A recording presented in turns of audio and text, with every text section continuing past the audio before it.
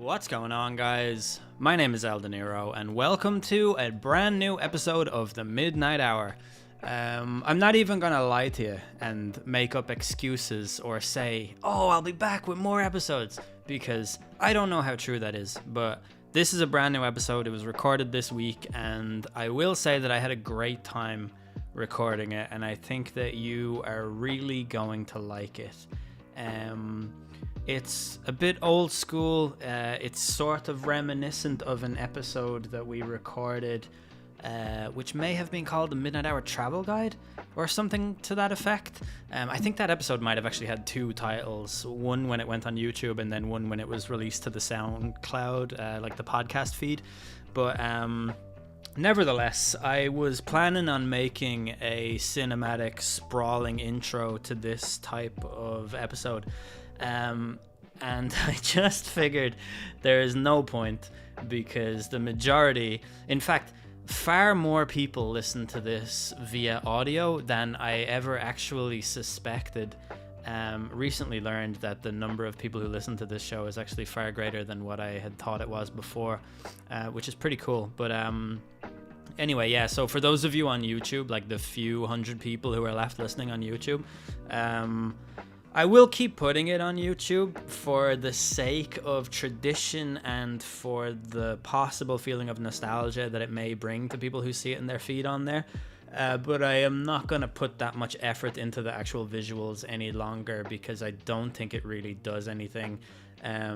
Obviously, as a content creator, I'm not in the business of, doing things for views and traction. This is just about having fun for me, and this episode is a lot of fun. So yeah, it's about, you can tell by the title, it's called Road Trippin, and it's got a little bit of everything, honestly. It's just me and John, who is returning to the show, and it kind of honestly really does feel like it touches on every era of the Midnight Hour that there has been, because I have had many people tell me that they feel like there are like maybe 4 different eras of the podcast, or like different sort of stages, or different characteristics that are encompassed in different segments of the show's existence and stuff like that. But you know what? It has been 8 years this month. I think it may actually have been 8 years this week. This is the 8-year anniversary special, and it's only in the low hundreds of episodes, which goes to show how much commitment I had to the weekly concept of this. Nevertheless, during the pandemic and stuff, I think all of us, probably to some degree or other, even people working in service jobs, probably found themselves with a lot more free time on their hands. And I always told myself, oh, like if I won the lottery, or if I had way more free time, I would make so many episodes of my podcast. I'd have so much time to do research. And it turned out that that's just not true. So yeah, I don't know. Life goes on. It's interesting.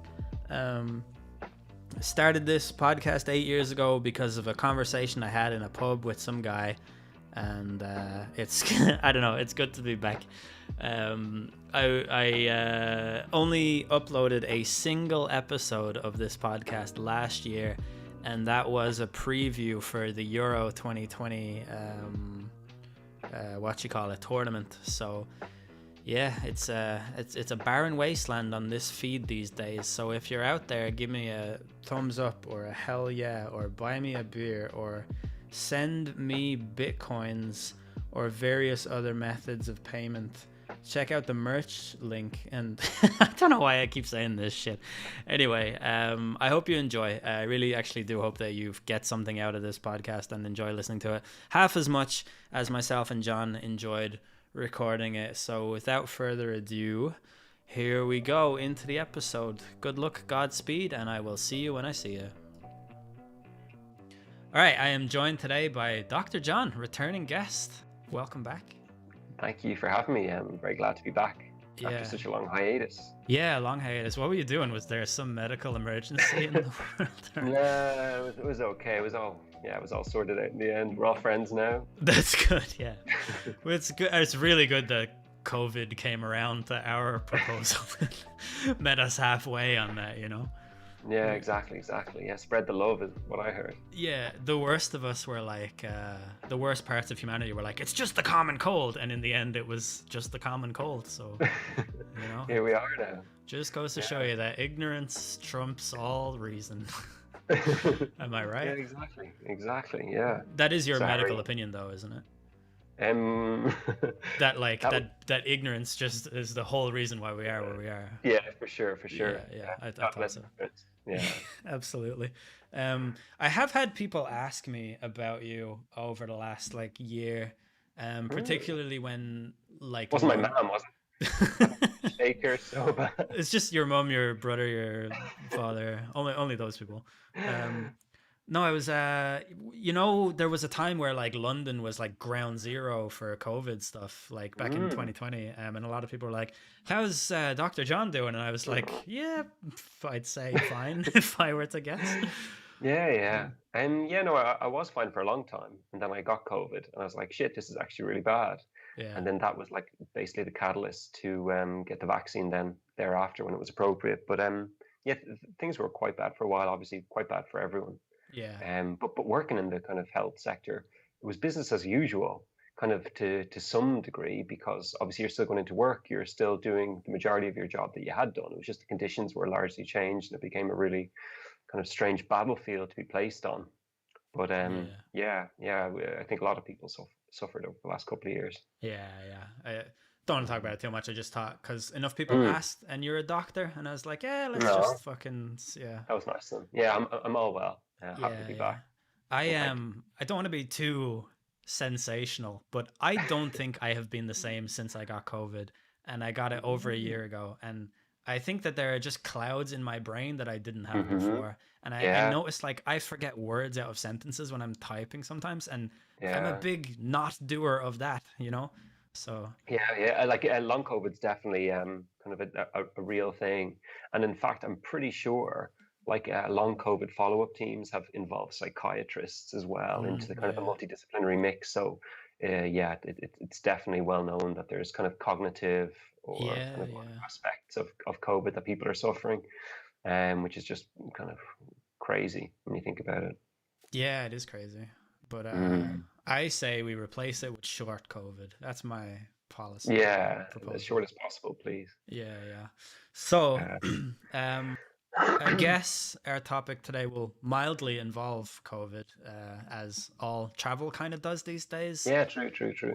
I know that I am sick of having cotton swabs jammed up my nose for €75 a fucking go. Oh, Jesus, yeah. I had to I think I've had like 6 or 8 of them done in the last while, and they're so fucking expensive. And I hate it's like, here's one you can do at home for 30 cents a go, but you want it done at our lab, it's 80. It's fucking ridiculous. I know. It's terrible. It's becoming an industry now. Like it's just become its own thing. Really, like you have COVID, and then you have like what all the people are kind of charging you for in relation to it. It's like just unbelievable. Yeah. 80, yeah, it's like going to the GP in Ireland, like €80 a pop. Yeah, I know. Yeah, it's outrageous. It's more than my GP. Like it's. Can't my GP do it? No. I know. Yeah, but it says consult your doctor. Yeah. Yeah, exactly. That's crazy. Yeah, so many people have made so much money from it. I know. Yeah, I know. Oh well, more power to them. That's what I say. Yeah, exactly. All right. So the long. Sorry, that was a very rough segue.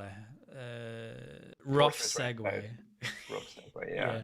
So you recently went on a road trip, and we had spoken about this. Like we had like a very kind of romantic concept of the road trip whenever we were talking about it. I remember like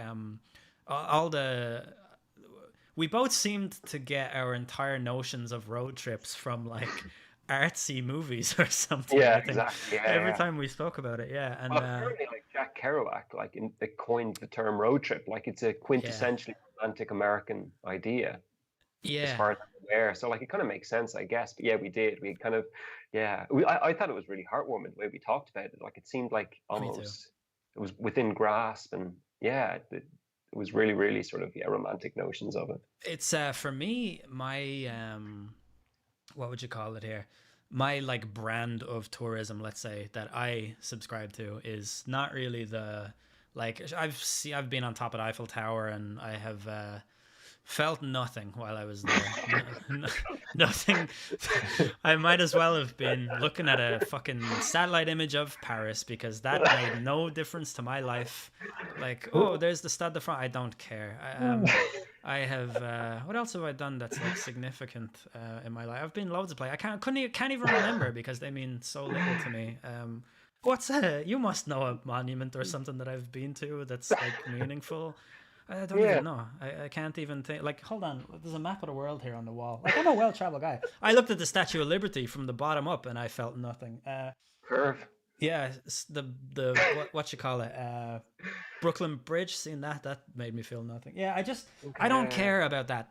I really like sort of observing like life in places. Like it would Mm. mean more to me to go to like a random bar in Dallas, Texas, than it would mean to go to the Statue of Liberty or whatever other But there's a lot bullshit. to be said for that too, like that sort of realistic sort of like grassroots level tourism that isn't kind of embellished or over the top. And like, yeah, it just something about it feels very tangibly real and gritty and true. And there's a lot to be said for that, I think.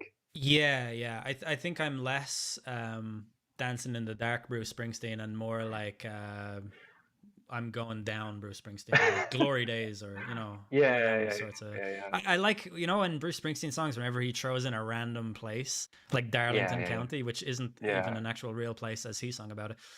But like I just find that to be much more like it's a much more like livable kind of experience for me or yeah, something. I yeah. don't know if it's because I moved house so many times and been around all these small towns and sort of I have a very I think like a lot of my worldview is sort of rooted in this idea of the common person and just them living out their Mm-hmm. normal lives.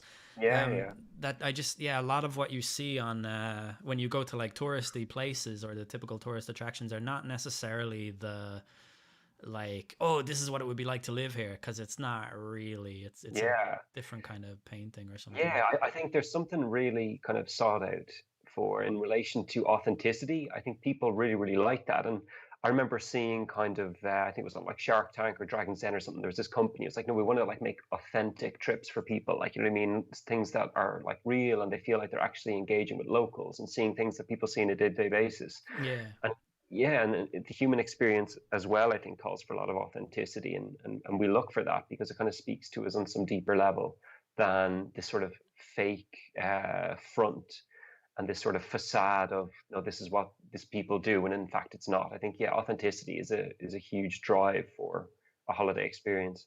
yeah, yeah. You have a very good way of taking the thing that I'm trying to say and saying it correctly, and I really enjoy that. But yeah, no, no, yeah, I think we do. I think it works both ways, though. I think you kind of help me explain different things as well when, yeah, I'm not doing it too good. So I think we have a symbiotic relationship in that regard. Yeah, yeah, yeah. I do agree. But that was I remember one of the things that we were talking about on a like if we were to do a road trip through America or something. Mm. Just this idea of like going to some fucking like cowboy bar in like Tennessee and then like having a like fried greasy breakfast the next day in Yeah, some random yeah, cafe. Like yeah, or a diner even better. Like yeah, still. exactly. Yeah, yeah, yeah. I love that.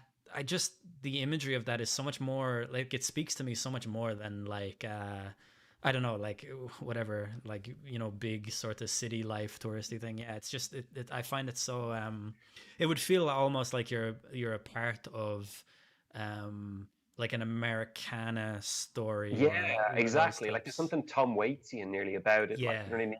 Like it shows America or the place, the destination, what it is like warts and all. And I think that's the warts and all that you kind of want to see and get to know. You kind of feel Yeah. more connected to it when you see the kind of bad sides and the good sides. You want to see it all. Yeah. Do you know something? I think a lot of people ask me, like when I say I've been to Bali, people are always like, "Oh, I bet you that was lovely," and I'm always kind of like, I didn't actually enjoy it because, first of all, something is like permanently broken deep inside me, but second of all, I just the I found it really off-putting, uh, the way that the front facing image Mm, of Bali is like tropical paradise, and there's all these like influencers there, and you can mm, almost see the Instagram filters in the air, and it's just very like idyllic and stuff. But then when you actually, if you want to go and look at any of the temples or the like the volcano, or I don't actually know if there's a volcano there. No, yeah, there's a volcanic mountain anyway that I definitely went up. But mhm, yeah, like you want to go and see any of these things, you have to pass through like unimaginable poverty and see mm, like horrible forms of human suffering, and mm. even just the amount of money that beggars will ask of you is so minuscule for like Mhm. us Westerners and stuff, Yeah. and so I could never really reconcile that with my image of the more like tropical paradise sort of version of Bali. And it's Yeah. it's actually really weird. Like in my brain, I can't even place the. I stayed in two separate resorts in Bali that were, one of them was like sort of like medium end, let's say. Like we had our own pool and our own like one bedroom sort of place with a separate room for like there was like a pool table and a fridge full of Mm, beers and stuff like that. And that was really nice. But then we also stayed at this place like out in the middle of like a tropical rainforest kind of, mm, and mhm. like our apartment like overlooked a huge, just like endless like horizon of greenery, and you could see like all these like monkeys and hear like all Mhm, like yeah, all mhm. that. It was super cool, but I don't Yeah. remember that well like anything about it really. Okay. But Okay. I do remember the poverty and like the sick dogs and like the people offering you Mm, lifts for like tiny amounts of money and stuff.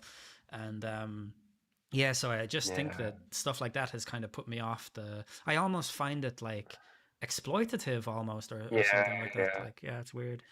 Um, Yeah. Like I've heard that from people who've been to Bali and other places similar, that yeah, the poverty you see makes you uncomfortable. yeah, And like holidays, like you don't go there to be uncomfortable, but it's kind of like this constant kind of feeling you have walking around, especially going from the opulence to the, yeah. yeah, like the kind of the dirty underbelly of it that they don't want you to see when they show you the touristic brochures and all that. You don't have the privilege of out of sight, out of mind. You actually have Yeah, to yeah, face yeah. it. You're Yeah, confronted with it, yeah. yeah, And like, yeah, the kind of cord between our money or our currency and theirs is just so vast and grand. yeah. It's like just unbelievable. Do you ever watch these? You see these travel vloggers? It's like a huge industry on YouTube now. Yeah, yeah, There's a few that I like the that bald and bankrupt guy. I spoke yeah, about him before. yeah, I quite enjoy his videos, and I find yeah. him Me to too. be, he's very sort of, when he talks to people, I never think like, I think sometimes he's a bit weird, but I never think like, wow, that guy's a fucking dick, that kind of way. Yeah, But exactly. Yeah, yeah. there's one guy in particular, and I actually would name and shame him, but I straight up do not know his fucking name. Okay. But he's very popular. What's his nationality? Scottish. Oh, I know. I know who Yeah. you're What talking. do you think of him? I think he's a bit odd. Yeah. Um, but is yeah, like I don't know. To be honest, the one question I had watching his videos was like, how's he getting the money to just like travel all the time? He is like some, I think he won a lot of money in poker, I think, and Ah, then okay, combined okay, I think he had one of those like startup tech jobs or something like that. okay. Yeah, I got the vibe. Did you see him? Because he went to I think Dubai. Did you see that video? Where he got attacked by whatever that animal was. Yeah, like the gazelle or like whatever that. What was No, was no, it, an onyx? it was Is an that onyx. Yeah, yeah. exactly. I think it was an But onyx. Yeah. like when he walks, so he gets attacked by an onyx right out in the middle of nowhere, or sorry, outside of the hotel type thing, and then he goes into the hotel covered in dust, and he's like, "Oh, sorry, I got attacked by an onyx." And you know that she's like from Dubai, English is her second or third language. She doesn't know what you just said, pal. Like you're gonna have to really like be a bit Yeah, more clear yeah, about that. Yeah, yeah. but Oh yeah, that's funny. Yeah, like yeah, I've watched him. I saw him. I think in India. I've seen him in Dubai. I've seen him in different parts of Southeast Asia. I remember he went into a chemist one time. yeah, I seen that video, and he's like, "Oh, you're giving me the white man price." I feel like it's £3 or something. It's not even that, right? It's probably like fucking 150. Just pay it, you fucking cunt. But Like, not only that, though. Okay, so yeah, I can tell you've got strong feelings. Do you remember that they took his tablets off because he gave them kind of example of tablets he was looking for, but mm, he had like the Western version. So they took his tablets off and went in the back and brought out like kind of placebo tablets tablets. And like, this is what you want. And that was all they gave him. And he was like, where's the tablets that I gave you? And they're like, oh, we don't have them. And he was going mad.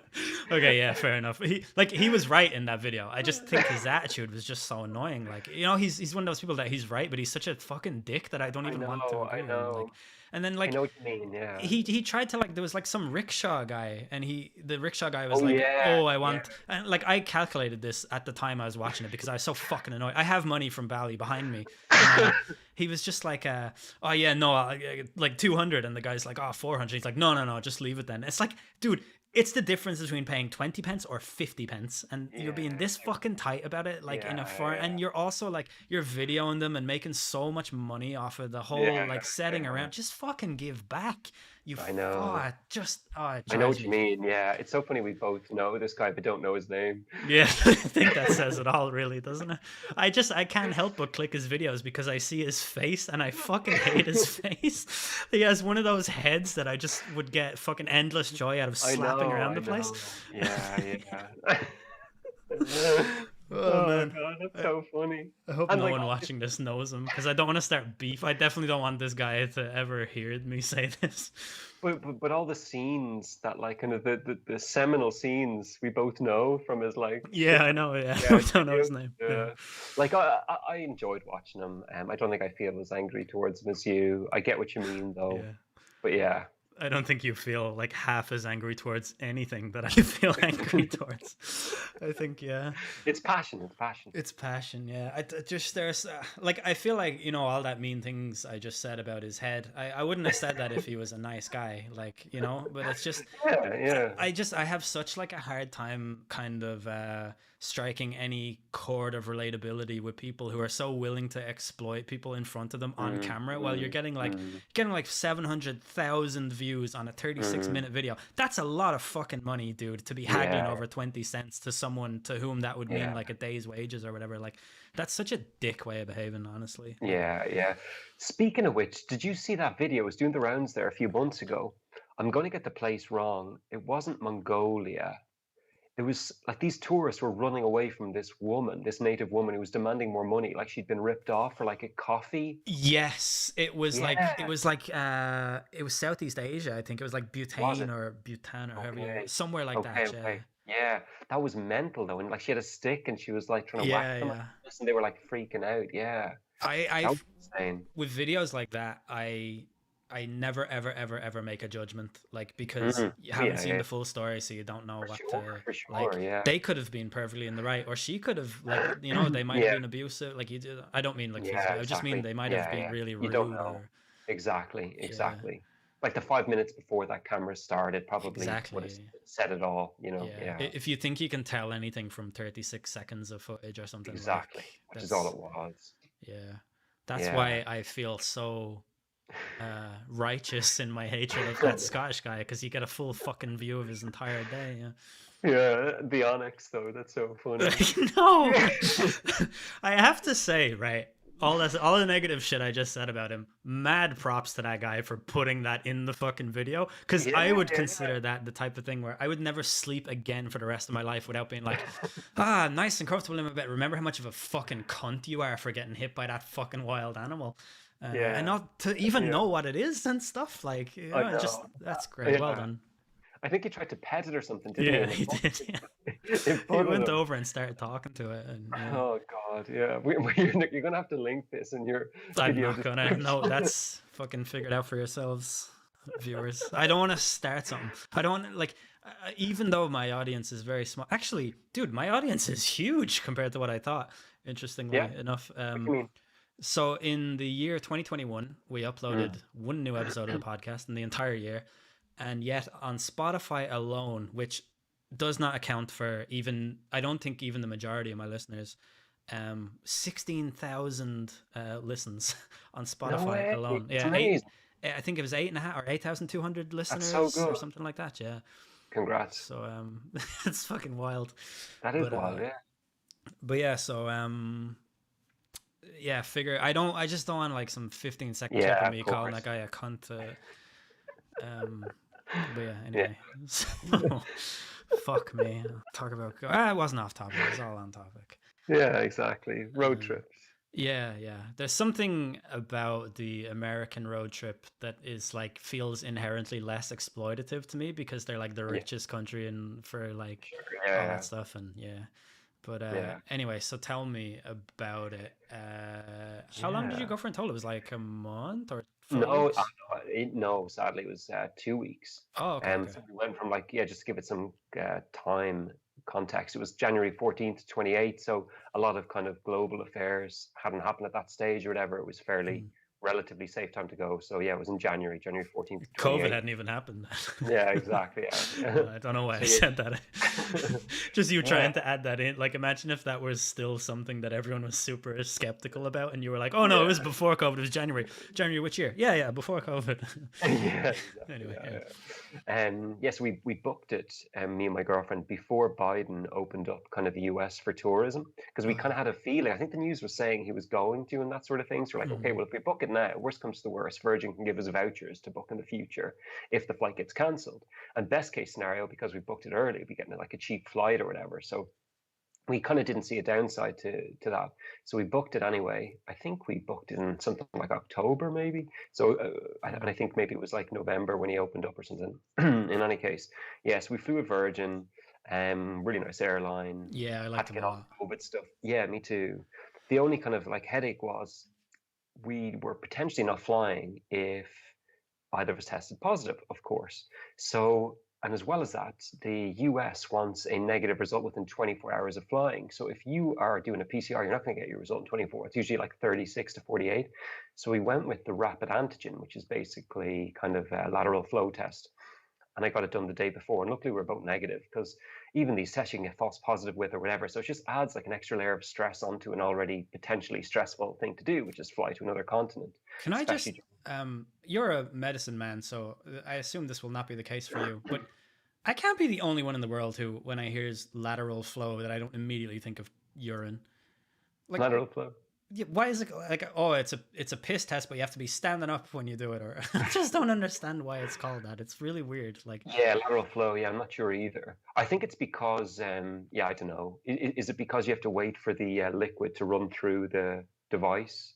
yeah, that'd be it. Yeah, Maybe, I don't know. Yeah, I've actually never thought about it till you brought it up. But my yeah, I my guess that friend is a seems to be doctor, known. so I'd say that's what it is. Yeah, exactly. So luckily we were both negative. The flight was at like 10:30, so you have to get there like 2 or 3 hours early because you're checking in luggage and everything, and then Mm. getting the taxi. So you're up from like, what time do we get up? Maybe like 5 o'clock, 6 o'clock, something around that. And so it's a long day, and it's going to be like a 12-hour flight. The flight was like 33% capacity. Each of us had a row. It's like amazing. We booked like emergency exit seats because I'm quite tall. I don't like sitting behind just in the regular cabin. So we had like lots of space, lots of room. Lovely flight, lovely airline. It went really, really well. Kind of drags a bit, as they always do. 12 hours like on a plane is a long time. Why did they give you three blankets if they know they're not gonna like? What the fuck is that? Just a waste of blankets? Like, Well, so like I think, I don't know. It seemed like they had all these extras there. I guess they're on every seat because I don't know, maybe they were hoping that people would like show up last minute or book last minute. They didn't want to be undersupplied or something. gotcha. Like Yeah. all of them didn't get used, but yeah, maybe there wasn't three for every person, but there was certainly more than every person needed. Mm. So it was kind of really nice, like extra pillows, extra blankets. You could lie down and have a sleep, which I did at some parts of it. The movies on the flight weren't very good though. I've heard that Virgin have lost a lot of control over the movies they have. Like when they nearly went bust, they like sold a lot of their, I don't know. But apart from Mm. that, it was fine. So we get into San Fran Airport, which is where we were going. And we'd been on a plane for like 11 hours. I'd been up like 3 or 4 hours before that. Like we're pretty tired. Get there and then like queuing up for customs. So like it's the usual thing. And then like we get to customs and I'm like kind of the Walking Dead. You know what I mean? Like it's been a long day so far. And the guy kind of is talking to me. I just want to show him my passport, show him my ESTA, and get through. And he's like, "Oh, chicken and vegetables." And I'm like, "Yeah, wait, what?" And he's like, and like I'm so tired and dazed. I think he's like trying to recommend some place to go, or he's like, or like we're known for our chicken, and I'm like, oh yeah. I'm like just trying to make small talk to get through, and he's like, what, chicken and vegetables? And then my girlfriend's like, no chicken, no veg. He was asking me if my backpack had chicken and vegetables in it because you're not going to bring any in, and I'm like nearly starting like a fucking problem before I've even entered the country. Yeah. Yeah, at the customs. So anyway, we get through there, get a taxi to San Francisco, staying in this really nice new hotel for like the 5 days or whatever, opposite this steakhouse called John's Steakhouse. Like, oh my God, this is a sign. So we go there the first night, get like some really nice food, really nice steak, and that kind of starts our trip off nicely. Everything's going well so far. And then kind of the next day, so I'm kind of a big fan of, if I'm staying somewhere only for a few days, I'd like to kind of see roughly where the nicest places to eat and drink are kind of in the vicinity. I like, if you're only there for like 5 days, you don't want to waste one or two of those going to shitty places. You're like, I'll never go there again. It's like, yeah, you'll never be back here again. Like, you know what I Yeah, mean? yeah. What good is that? So we found this really nice breakfast place that had like amazing coffee, amazing like American breakfast. I think are the best breakfasts in the world. Do They you just seem to think do it so? really well. I really do. Wow. I really do. I fundamentally disagree. Where's your favorite breakfast place? Or like what? Um, I I like I do like the Irish breakfast, or the ones that you would Yeah, get in Britain. yeah, yeah. I take issue with almost the amount of sweetness that goes into the American breakfasts. Like, Hmm, I hmm. just like, if you're over there, if you're in a diner and you get like a typical breakfast, it's like, oh, it's bacon, sausage. I like those things, but it's also like French fries and pancakes and waffles and shit. And And it's like, syrup. yeah, and Yeah, syrup. This is like fucking 6,000 I calories, my guy. know. Like, Yeah, Jesus exactly. Christ. Yeah, And it's yeah, too, like, you can eat like five sausages and be that will probably sustain you for the whole day. You can eat one waffle, which is like 6 times the amount of calories, and you're yeah, hungry again like an hour later or yeah, something. yeah, Or like, yeah, you can eat the entire American breakfast, and it is that many calories, and still have room for some breakfast yeah, dessert or some shit. And yeah, yeah, I yeah. just think that it's so like, I don't know. I'm not one of those people that's like, oh, the Americans are obese because they eat so much fucking food. But like, honestly, the portions that they have in their places, and It's the crazy. types of things that they think are like customary to put together is just so Yeah, like, it's fucking potatoes and eggs and syrup and like sugar and all these I things in the one know. meal. Like, Jesus fucking Christ, man! I'm only Yeah, one guy here. It's yeah. So so yeah, so I definitely succumbed to that. I remember I got this like kind of Mexican breakfast burrito, which was like a burrito filled with everything you want in it, like from chorizo to potato to all these sauces to like hash browns to like all the Jesus yeah, there was Christ. egg in there as well. It was like it was literally incredible though. But because the place I think was kind of relatively high end, medium to high end, like the quality was really good. Like you didn't feel like you were just eating crap. Mm. And then alongside that, I got like these pancakes that were like an inch thick, loads of like blueberries, loads of fruit, loads of syrup. It was just like amazing. So after you Goodness. eat like a breakfast like that, I found I wasn't like hungry till like the afternoon. And maybe then Yeah. I only have like a light snack before dinner. But anyway, yeah, so just kind of yeah, I love American breakfast. Yeah. Yeah, I just think they do it right. But yeah, San Francisco was really really cool. I'd never been to the west coast of America, so it was a really nice place to see. And San Francisco is a really, really cool city. Like we did a lot of cool things, like open kind of top bus around it, which was amazing. You kind of go past like the Mrs. Doubtfire kind of house where Oh they do it yeah, there as yeah. On well. the hill where Yeah, all the houses. exactly. Yeah, Like, yeah. well, like, yeah, everything's on a bloody hill there. It's like it's so hilly, it's unbelievable. Like sometimes you're walking up and you have to actually like nearly climb up, like it's so steep. Mm. And then like they have the trams and everything. Yeah, it was just amazing. And my friend was coming over as well. My friend's a doctor in LA, and we went to medical school together. So he came over, and it was nice for a few days to see him. But yeah, like they have like a really nice wharf area. Obviously, like it's by the sea, and you can Yeah. go there. And yeah, it's just beautiful views, lovely breeze. You can see the Golden Gate Bridge from probably nearly every part of San Francisco. Ah, Well, nice. if you're up high enough, yeah. If you're at the And bottom of a hill, probably not. on the other side, yeah, yeah, probably not. Yeah, yeah. But yeah, no, it was brilliant. And actually, we were down there, and I know it seems like the wharf in San Francisco is known for the amount of sea lions they have. So they actually have created these like kind of floating docks for them all to like jump up on and like lounge or whatever. Wow. So yeah, like apparently like some summer they had like 250 sea lions, like that I'm. was the record. What does what does a sea lion look like? Because in my head, I'm something between a seal and a walrus. Like, Yeah, yeah, basically, okay, I yeah, think. yeah, yeah. Yeah, Gotcha. yeah. Right. So not the massive tusks, but Yeah, like but bigger than and the whiskers, right? yeah, it has the Or whiskers, okay, yeah. yeah, yeah, Like you might know, is there the tiger one, the tiger seal, or the one that's striped? I don't know. Yeah, I it's think that's a basically yeah. tiger. That's the queen of the jungle. It's a separate animal. Yeah, yeah. So I think you described it perfectly between a seal and a walrus, Okay, yeah. basically. No, that's. I'm just glad that I wasn't thinking of the complete wrong fucking thing. Like, Yeah, yeah. So it was really funny though, because we were standing there, me and my girlfriend, and I was like looking over, trying to like count them or whatever, just seeing what they were doing. And then like my girlfriend's reading this poster that's there, and she's like, "Oh, the celebrites." And I'm like, "Celebrites? Is that some like zoological term for sea lions?" Like, "Oh, interesting." I look over, it was celebrities, which oh, was right. wow. And like, yeah, it was so funny. So like, that's a recurring joke now. The celebrites, yeah. Yeah. If there's anything I don't understand, oh, it's probably a celebrite. You know what I mean? But yeah. So that was very fun. And then you can actually see Alcatraz from kind of the wharf area. The wharf kind of like loops around. Obviously, it's very long, but Alcatraz we went to as well, which is really flipping cool. Yeah. Um, Please don't I swear on the think podcast. it's I think so yeah, it's interesting though, because before you get there it actually feels very Shutter Islandy, I'm not going to lie. So Hmm. like you leave on this big boat and then you're just going, and it just you have that same feel. Like remember when You have DiCaprio's a on the mental phone? breakdown.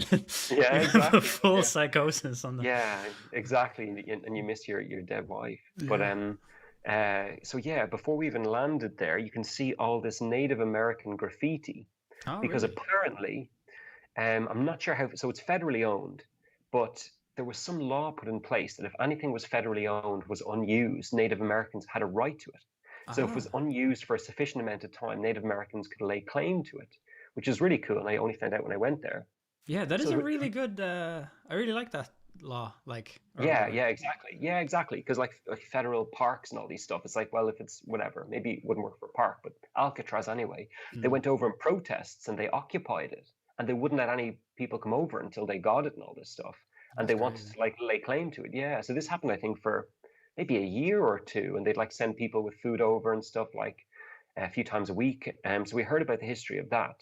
And then when we went over, it was really, really cool.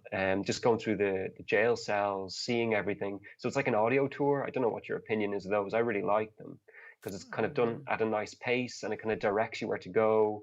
And then it kind of explains stuff as you're seeing it in real life. So it kind of feels like it's very personalized, because it's like, do you? Is it like earphones? yeah, exactly. I Yeah. would love that, to be honest, because I Yeah. think the whole tour thing is sort of really weird. As Yeah. a like Yeah. very Yeah. introverted person, I just don't. Yeah. Uh, Yeah.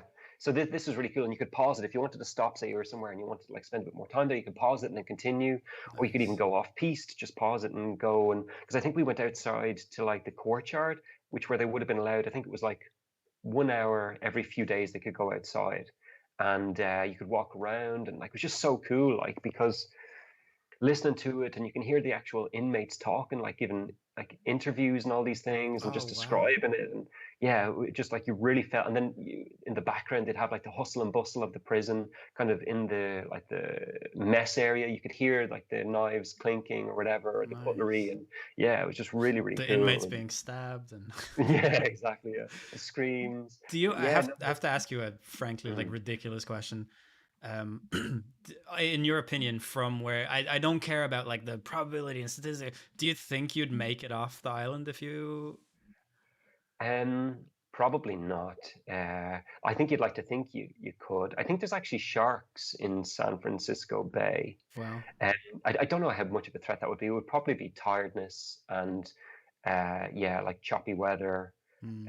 Because I think there was like maybe two escapes Yeah, recorded.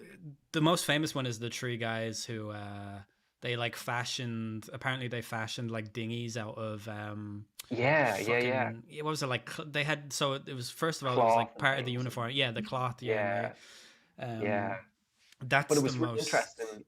One of the stories of an attempted escape, and it was really interesting design feature. They had in Alcatraz. These guys got hold of the keys, and I think they'd locked everyone in or the people on duty in this part of the prison, and they were like trying to use the keys to open, but they didn't know which key it was to open the main gate. Oh But wow. the gate itself, if you use the wrong key a sufficient number of times, it would lock it. So you know the way like key mechanism works is the kind of it flicks up all the different individual locks and then it opens. But Yeah. if you put the wrong one in, it causes other ones to close. So eventually, then, like they were essentially trapped. It wouldn't matter even if they found the right one. So it was really shitty. But had they found the right key at the right time, they would have actually escaped. Damn. Um, Yeah, and there was just like when you saw the solitary confinement sector, that was really cool. And one of the guys then came talking into it, and he was like, "Yeah, when you were in here, like what you do is you'd pick a button off your shirt, you'd like toss it up, like flick a coin, toss up your button, then you'd spend however long it took looking for your button." He was like, "That was the game you had to play to keep your sanity." I thought that was Wow. really cool. You know what I mean? Like you had to give yourself something to do. So he'd like just toss his button up in the air, then find the button. When you found the button, toss it up, find the Yeah. button. It's like I thought that was brilliant, like nearly genius. Because like, what can you do there? It's pitch black. You're by yourself. Do you think it would And play into your mind psychologically the fact that you're on an island as well? Like, surely for that's sure, gotta, yeah, like isolation and like even thinking that, oh my God, even if I do get out of here, what the hell do I do then? yeah, Because it's so close to the San Francisco Bay, they were saying not only could they hear, like, so say like the big bands playing on like the wharf area or whatever back in the days, but like even the perfume and the food they could smell traveling through the breeze oh coming man, over. They're like, it was just like crazy. Like if the window was open and the breeze was the right direction, you could like hear, smell all these different things. They said it was oh. like, yeah. But yeah, no, Alcatraz is brilliant. I definitely would recommend it. And yeah, it's a really cool experience. How long of a sentence would you recommend? Like, should I kill a guy or? Yeah, exactly. Yeah, whatever you want. Yeah, I think you'd enjoy it. You're isolated from people. Yeah, that's Yeah, that's my favorite place to be. yeah, exactly, exactly. Mm. But yeah, no, it was brilliant, and I didn't get seasick on the way over, way back. So I counted that as a win. Oh, are you a seasick getter? I get terribly seasick. One time Wow. I went fishing with a friend off the coast of Hoth, I think it was, Mm. and for the entire duration, I actually wanted to die. I was that violently sick. Jeez. I couldn't do anything. And then, actually, this is how bad it was. When we got the boat back to Hoth, was it Hoth or I think it was.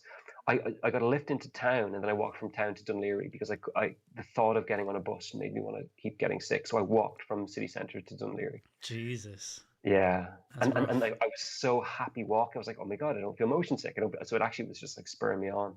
But yeah, motion sickness is, yeah, I think it's something that runs in my family. Have you used any of the VR headsets at all? No, not yet. Okay, I think you will struggle big time. Yeah, yeah. The The metaverse is not metaverse was built not for made you. for me. Yeah. Snap. Yeah, Wow. exactly. But Nightmare. yeah, so although I did take an antihistamine, so my girlfriend gets seasick too, and that could have been the reason, or maybe it just was that the trip wasn't long enough, the boat trip. But I didn't get seasick with this antihistamine, but I don't know which it was, if that actually helped or not. Hmm. Yeah. And yeah, so that was really cool. Then I went to see Harry Potter and the Cursed Child, which I was not expecting to be as good as it was. It is incredibly good. I don't My know what you're. the first thing that came into my head there was, well, I didn't know there was a new Harry Potter movie. Yeah, yeah. What is this? Some kind of Yeah, it's like theme a park like or? it's a no, it's like a theatrical production. It's like in a Ah. it's like a play kind of thing. Yeah, Okay. Okay. but it's really really good, and like they actually have special effects that are so good and done in real time to like obviously make it magical, I guess, or whatever. But they're just Hmm. done with such deftness and precision and imagination. It's fantastic. Like I'd watch it again in a heartbeat. So that was really really enjoyable to do something like that, because I think in London, like it goes out of sale, like the tickets in like minutes. You know what I mean? Everyone wants to watch a Harry Potter thing in London, and all the tourists and all this. So Yeah. yeah, it was brilliant, brilliant. And then I'm trying to think if there's something else. Like yeah, like the Golden Gate Bridge is fantastic. Love that. But I think that's most of the stuff I did there. So then we went back to the airport to rent a car, and we rented this really nice 4x4 because there was going to be a lot of driving, Hmm. and kind of drove from San Fran Airport, and then the destination was Yosemite, or Yosemite, as the air hostess on Virgin was describing it. And it was only like after a few sentences, you're like, oh, she means No Yosemite. way. Yeah, yeah, yeah. Or Wow. she was saying that that's what she used to call it until someone corrected her. But yeah, Yosemite came up. Wow. But yeah, it's funny. But so yeah, Yosemite was the next destination, which was a super long trip, and it required a very abrupt getting used to driving on the right side of the road. Hmm. So it's kind of like a steep learning curve. Luckily, there was no accidents or like near misses, which was great. What Uh, is the what is the, I don't know if I actually even know how to ask this question. When you're driving on the other side of the road, what's the part that makes it so difficult, if you know what I mean? Like, not, mm, I've never driven, and well, that's a lie. I drive my truck in American Truck Simulator on the American side of the road, and I have no difficulty with it. So I yeah, just am yeah. wondering what's the Um, So I think the main difficulty is that it's like like mirror image basically. Hmm. Yeah. So like imagine looking in the mirror and trying to, no, what would be a good Is it example? like that? You have to use a different hand for the gear, or well, like the handbrake, the gear stick. Yeah, like your mirror like thing is different. Is it like your orientation is just completely off? Well, kind of. So luckily it was an automatic because most of the cars are there, so you don't have to worry about the gear stick because that would be in the wrong hand. That would be tricky. But I Yeah, think it's more about that, like when you're turning onto a road, you have to be. You're not yeah, going. You know what I mean? Like you have to make sure you're going to the right side, and I think it's just like, yeah, just constantly reminding yourself because like every bit of driving you've done up to that has been on one side in particular, hmm, and now you're just basically switching that completely in a mirror image sort of way. And I should say actually that my girlfriend liked the driving so much that she did it all. She didn't let me drive once. So for wow. better or worse, I didn't get to experience it. Yeah, You didn't she's drive any? unfortunately not. Although she Wow. says that she didn't think I want. So she enjoyed it, and I kind of didn't mind. But yeah, it would have been nice to try it out. But next time we go, we're already planning another road trip through the US, so I'll drive next time. Cool. Makes sense. Yeah, but yeah, so that was really cool. And then Yosemite, so we made sure we got a GPS, like a sat nav, when we rented the car because you can't always be guaranteed, especially when you're going through public parks, like massive national parks that haven't signal. Hmm. So we got a GPS, which was a brilliant idea. And then it was like nighttime by the time we arrived up in Yosemite, and it's a huge incline, like you're literally up in the mountains. So it was like pitch dark, isolated roads. Yikes. Like it was super scary. Like yeah, just like those slasher movie sort of vibe. Yeah. But then yeah, yeah, basically. And then eventually we got there and we got to see it kind of at night, which was lovely. Obviously knackered from the long day we had. And kind of looked around and then went to bed relatively early, but got up early then to kind of enjoy essentially like the most beautiful scenic sights I've ever seen in my life.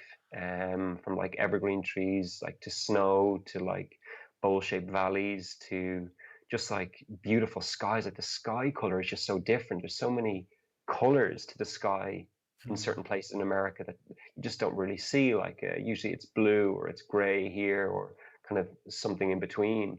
There though, like there's pinks, purples, reds, oranges, you know what I mean? Blues, greens. It just looks magical.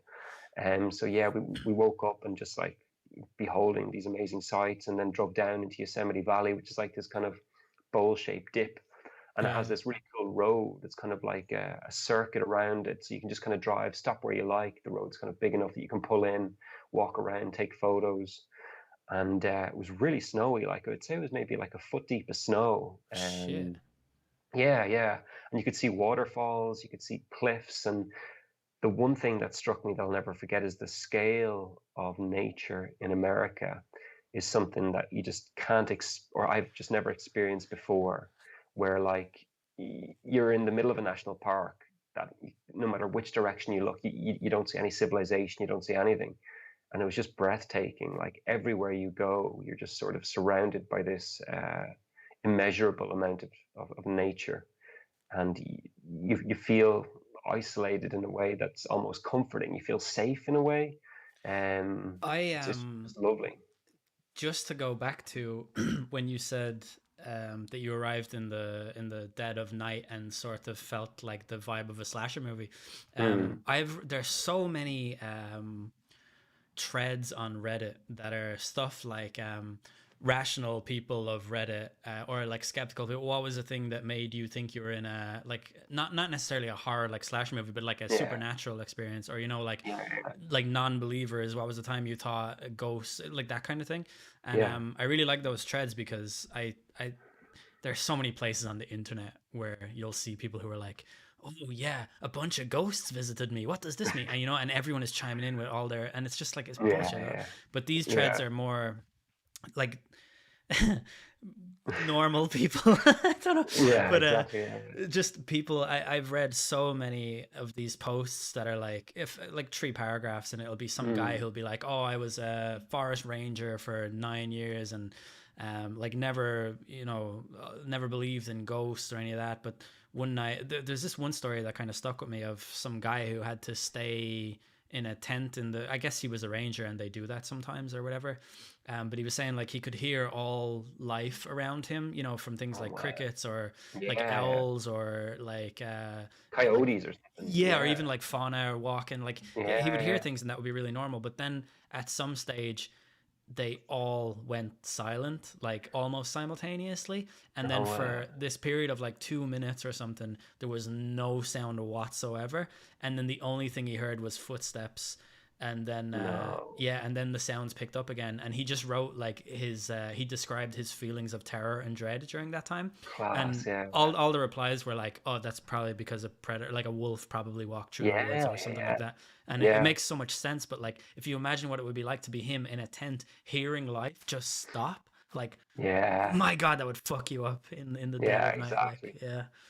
There's this sort of type of YouTube video now where people take these really creepy things from Reddit or other YouTube videos and they put them into this format where it's, you can tell they have so much inspiration from the narrative structure of unexplained mysteries and like that kind of Yeah. thing. And it's always like it's other people's content, like shamelessly stolen and repurposed. Yeah. And it's some fucking guy who's always like, this forest is usually full of life, but on this night, this forest was full of something else, you know. And it's they never get to the Yeah. fucking Yeah. point, and it's so annoying. But Yeah. I've seen a few of those videos where the scary thing is something that happened in a national park, or like someone is staying on a motel off of a national park and they come out at like 3 a.m. to hear like Mm. violent screaming that sounds like it's a woman, Yeah. and it's like a mountain lion or something, and that's just what they fucking Yeah. sound like. And yeah, just Yeah. stuff like that is so like, yeah. Unnerving. Yeah, and I guess like we don't really know what it's like especially first of all in Ireland, but second of all in like our kind of urban or For like sure. that Yeah. sort Yeah. of, yeah. Yeah. Speaking So of, actually, the only thing like that you'd hear in London is like, do you have foxes around your way? mm, I don't think I'd say they probably are. You know, down the valley you'd probably see a few of Yeah. them. Okay.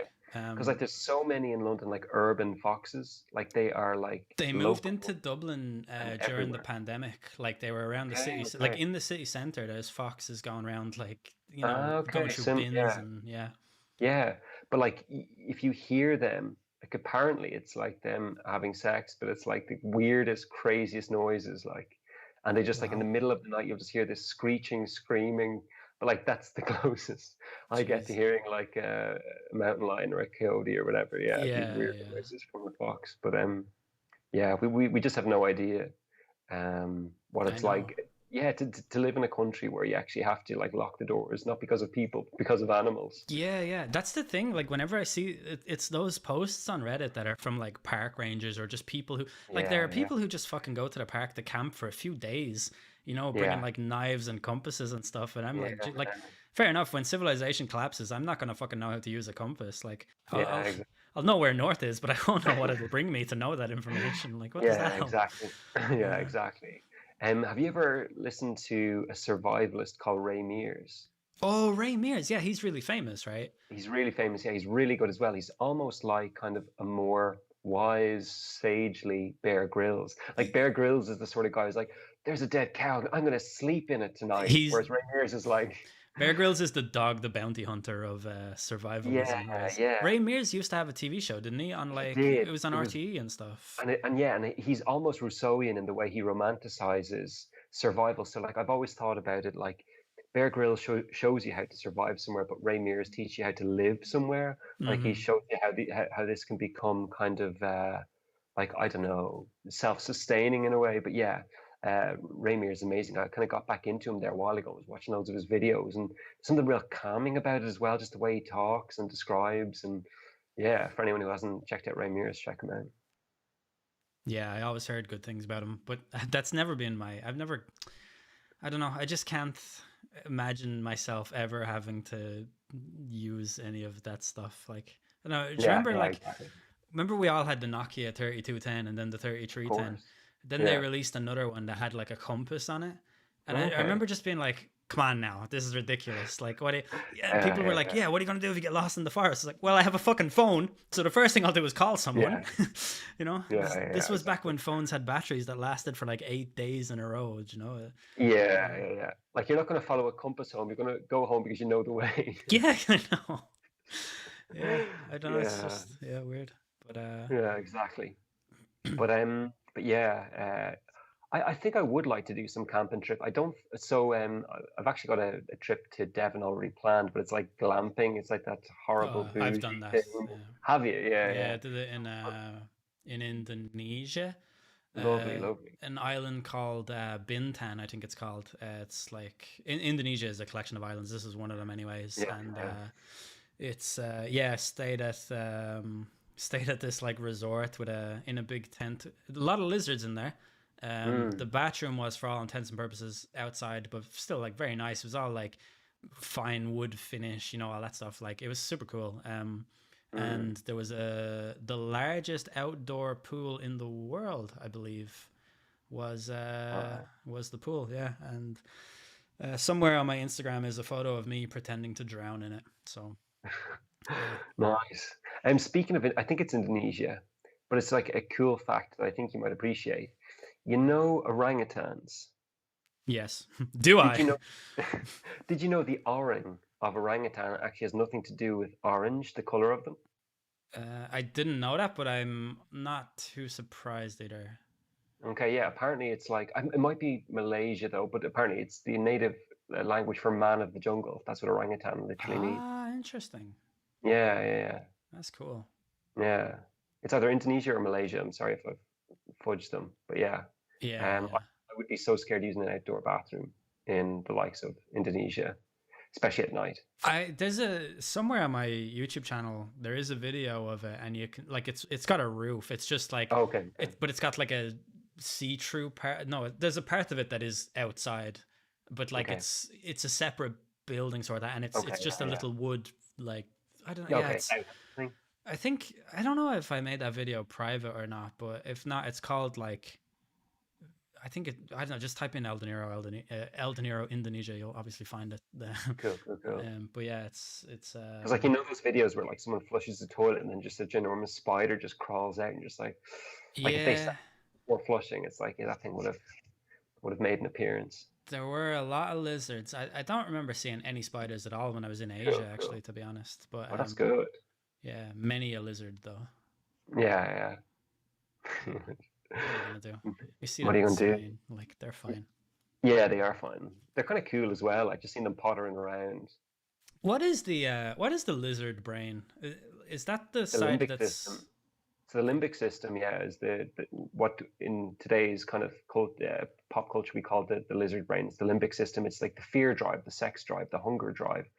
So it's okay? called in terms of the actual brain anatomy, it's the limbic system. So it has like the amygdala, the hypothalamus, it has the thalamus, the things that drive kind of parts of our behavior that aren't always amenable to rationality. Okay, gotcha. That's what I Yeah, wanted to yeah, know. I always would have thought that the lizard brain would be the more rational one because they're kind of cold creatures, right? Like you can like snakes can have relationships with humans in the sense that they'll recognize them and understand, but they won't for care about sure. them. Um so I Yeah. always thought like your lizard brain is your cold calculating part of your brain, but I guess Okay. not. Yeah, yeah. Yeah, fair. So I think it's if you go up I think it's called the phylogenetic tree, which is a visual representation of where we've all split off on our evolutionary path. But so yeah, if you go back far enough, kind of we are more similar to like or not us, what we've evolved from are on a similar level to lizards, and we obviously broke away at some point and became like primates, and you know what I mean, that sort of thing. Wow. So yeah, and then the kind of cortex is like that layer of brain over the lizard brain, and that's kind of where our purportedly our consciousness comes from, our rationality, our frontal lobes that enable us to leave a packet of sweets there that we don't keep eating from and save them for later, or get up Mm. for work even though we don't want to, we want to stay in bed, but to actually, you know what I mean, do things that kind of, yeah, the more human side of things envelop, so to speak, the limbic system and tries to override it at times, sometimes fails. Is that the part of the brain that gets affected primarily during depression? The part that goes over that you were talking about? Um, it's a good question. I'm not sure how specific you can. So I have an interesting to add on to this, but I'm not sure how specific you can locate the part of the brain that's affected by depression, like the mood center. I'm not sure if there's a mood center been found. Okay. Obviously, serotonin is the main neurotransmitter playing into mood, Yeah. and the effects of serotonin on behavior are very interesting. But if you make a mouse depressed, and you can take this for what it's worth, and you give it an SSRI, an antidepressant, then one of the main places you'll see change is in the hypothalamus. Sorry, scratch that. Hippocampus, the memory center. So in the memory center of the brain, you'll see increased dendrite outgrowth after being treated with SSRIs, but it takes kind of a long bit of time for that to happen. And obviously, then like how kind of useful or valid is inducing depression in a rodent, and then testing drugs that work on humans and all that sort of thing. But yeah, they think it's the hippocampus or the brain's memory center that you can see ostensibly physical change in after being treated with Wow. antidepressants.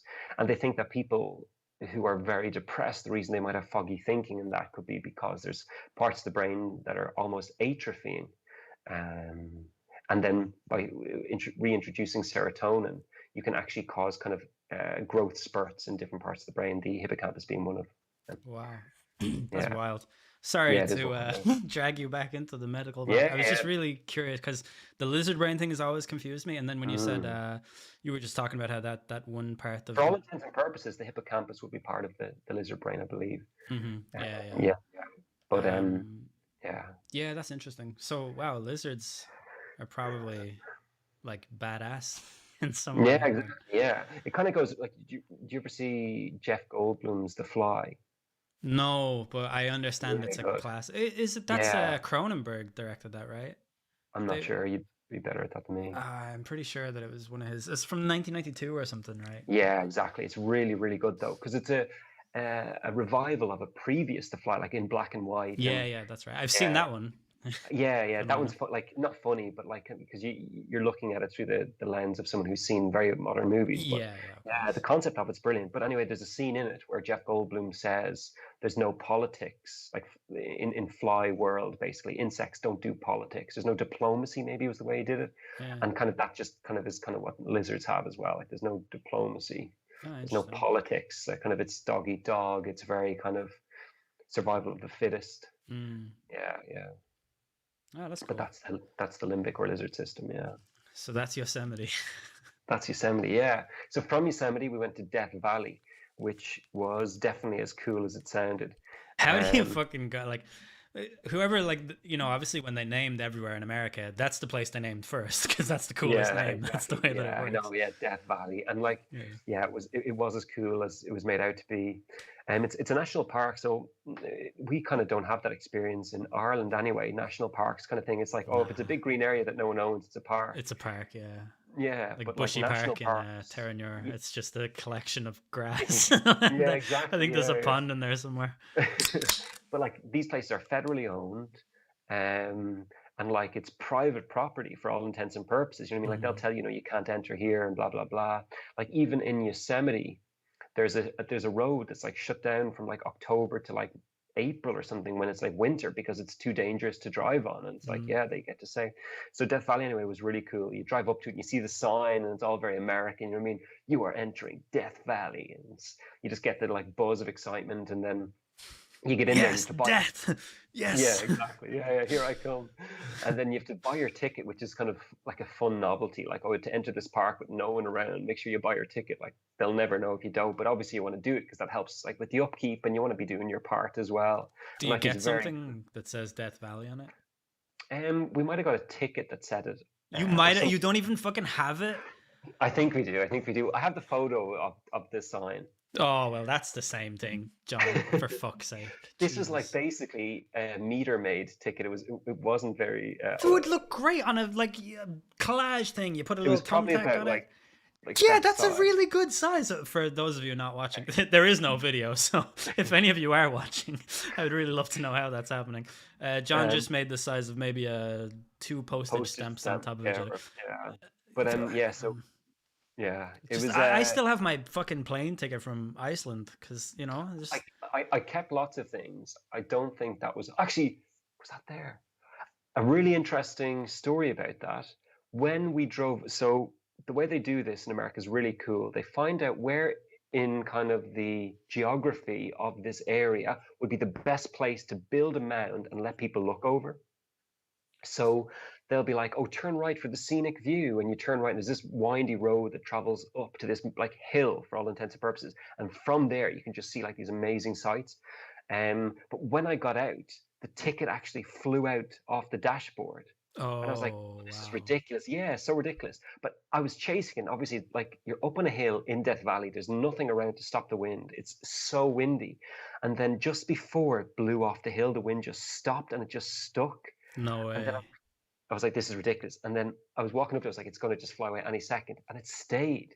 And I walked up and I was just able to pick it up, went back to the car and like slotted it in. It was so surreal. Wow. Like And you this thing, still didn't think to keep it after that? I'm sorry, maybe, John. This is really fucking maybe, annoying me. maybe Hannah has it. I'm not sure. I'll Oh double my check. god. How can you I have know. such an experience with a tiny piece of paper that says Death Valley on it and you still Yeah, don't? Oh true. man, I tell you. Uh, yeah, it was just lost on me at the time, I guess. But Mm. I'm driving through, so the scale of it's massive. You're driving for like half an hour to get to like the visitor center. Like, you know what I mean? It's like in any other country in the world, the visitor center you'd get through in order to even enter it in the Yeah, first place. yeah. In any other country So in the world, you drive for half an hour and you're finished with the thing yeah, that you're yeah, there for. yeah, yeah. You're back in the hotel. Yeah. But yeah, so here the one thing that struck me, and I don't know if you'd relate to this, was like as we were driving through, there was no one else around, like literally nobody. It was empty apart from our car and apart from us, and everywhere you look. So there's one road that goes through it, and it might twist and turn at certain parts to direct you in certain places. But like to the left and to the right, there's just like desert and mountains and desert and mountains, and you're looking around, and I was just struck by the idea that like 65 million years ago or whatever, like there would have been dinosaurs just walking around here. And it was Yeah. just such a cool thought. And it's like, because the landscape is the way it is, it doesn't change much. Fair enough. I'm not sure what it would have been like back then, but like you're literally looking at the same scenery that a dinosaur could have potentially been. I don't know. That just like really stuck with me. And I just kept looking out, imagining seeing it from a dinosaur's point of view, which is I ridiculous, but that's the way I work. No, I totally get that feeling. I have it a Yeah. lot too. For me, I think what started that kind of like train of thought, I suppose, was I would love to be able to look at like I could, time travel, awesome concept, like love thinking about it and stuff like that. But it would be super cool if you could look at how the world was like 230 million years Mm, ago and like not have any other, like literally just look at how it was yeah, objectively. like a Because crystal ball nearly. yeah, exactly. That kind of thing. Yeah. Because, like, I've read that apparently our oceans might have been a slightly different color, like some Mm-hmm. 600 million years ago, or Yeah, maybe even makes more than that. sense. Yeah, yeah. Yeah, because of the life that was in it and the other thing, Yeah, like yeah, everything yeah. else that goes into. And I've also heard stuff that, like, apparently humans would not actually be able to properly breathe the same air that the dinosaurs did Okay, because but that doesn't interesting. make sense because there would have been more trees back then, so I don't know why, but there was some fucking reason or other But for it. maybe the makeup of the yeah, the atmosphere was just different. Like what is it Yeah, like 21% oxygen, 78% nitrogen, and then lots of others. So maybe yeah, it was just yeah, slightly different, and our lungs wouldn't have been suited. But yeah. speaking about sea, actually, it's really interesting. So the leading theory, obviously, for dinosaur extinction was like maybe a meteor hit or something like that. And the leading theory for why the sky is blue is that it's particles in the air. And the reason the sea is blue is because the sky is blue. Hmm. So if pre all these meteors hitting or whatever, the sky actually could have been a slightly different color, in which case the sea would have been a slightly, because maybe it was those meteorites that it kind of gave extra different dust to the sky Hmm. and caused it to change color. Like I think that's very conceivable. But also Yeah, you've got yeah. in the sea itself that could be changed the color too. Yeah, I think that was an argument. It was that the water would have actually been more green, which I Mm-hmm. suppose if you consider just in general the amount of, like, apparently Ireland was like 97% trees. Did you ever hear that statistic? It's Okay, something. yeah, yeah, I believe it. It Yeah, was yeah. like the first thing I learned. Fucking, it was the only thing I learned in woodwork class when we were talking about trees. Like Ireland. Those are the days, he says, looking wistfully out the window. Yeah, well, I was thinking about how like that's real like fucked up that like when the dinosaurs were like plodding around the earth or whatever, like Ireland was basically like a fucking an annex to Pangea that just contained all the trees or some shit like that, and like that's wild to think about for me.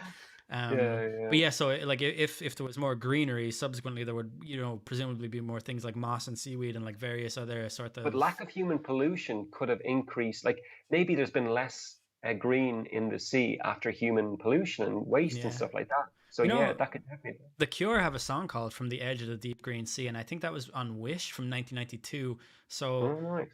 that was probably green when they wrote that song, but all the pollution in the last 29 years has led to, or 30 years has led to, crazy to think about. We'd have to ask Robert Smith to know the truth, I suppose. There's no other way Yeah, of knowing. exactly. Speaking of interestingly colored water, when I was in Canada, I drove through, so British Columbia, I went by this place called Lake Louise. Have you ever seen any photos of it? It's No. literally the greenest water you'd ever seen, like, and it's all because of the minerals and stuff in the water. But it just looks incredible. For anyone listening, if you want to check out a place called Lake Louise, and there's like a castle and a cliff above it, it's like the coolest looking place ever.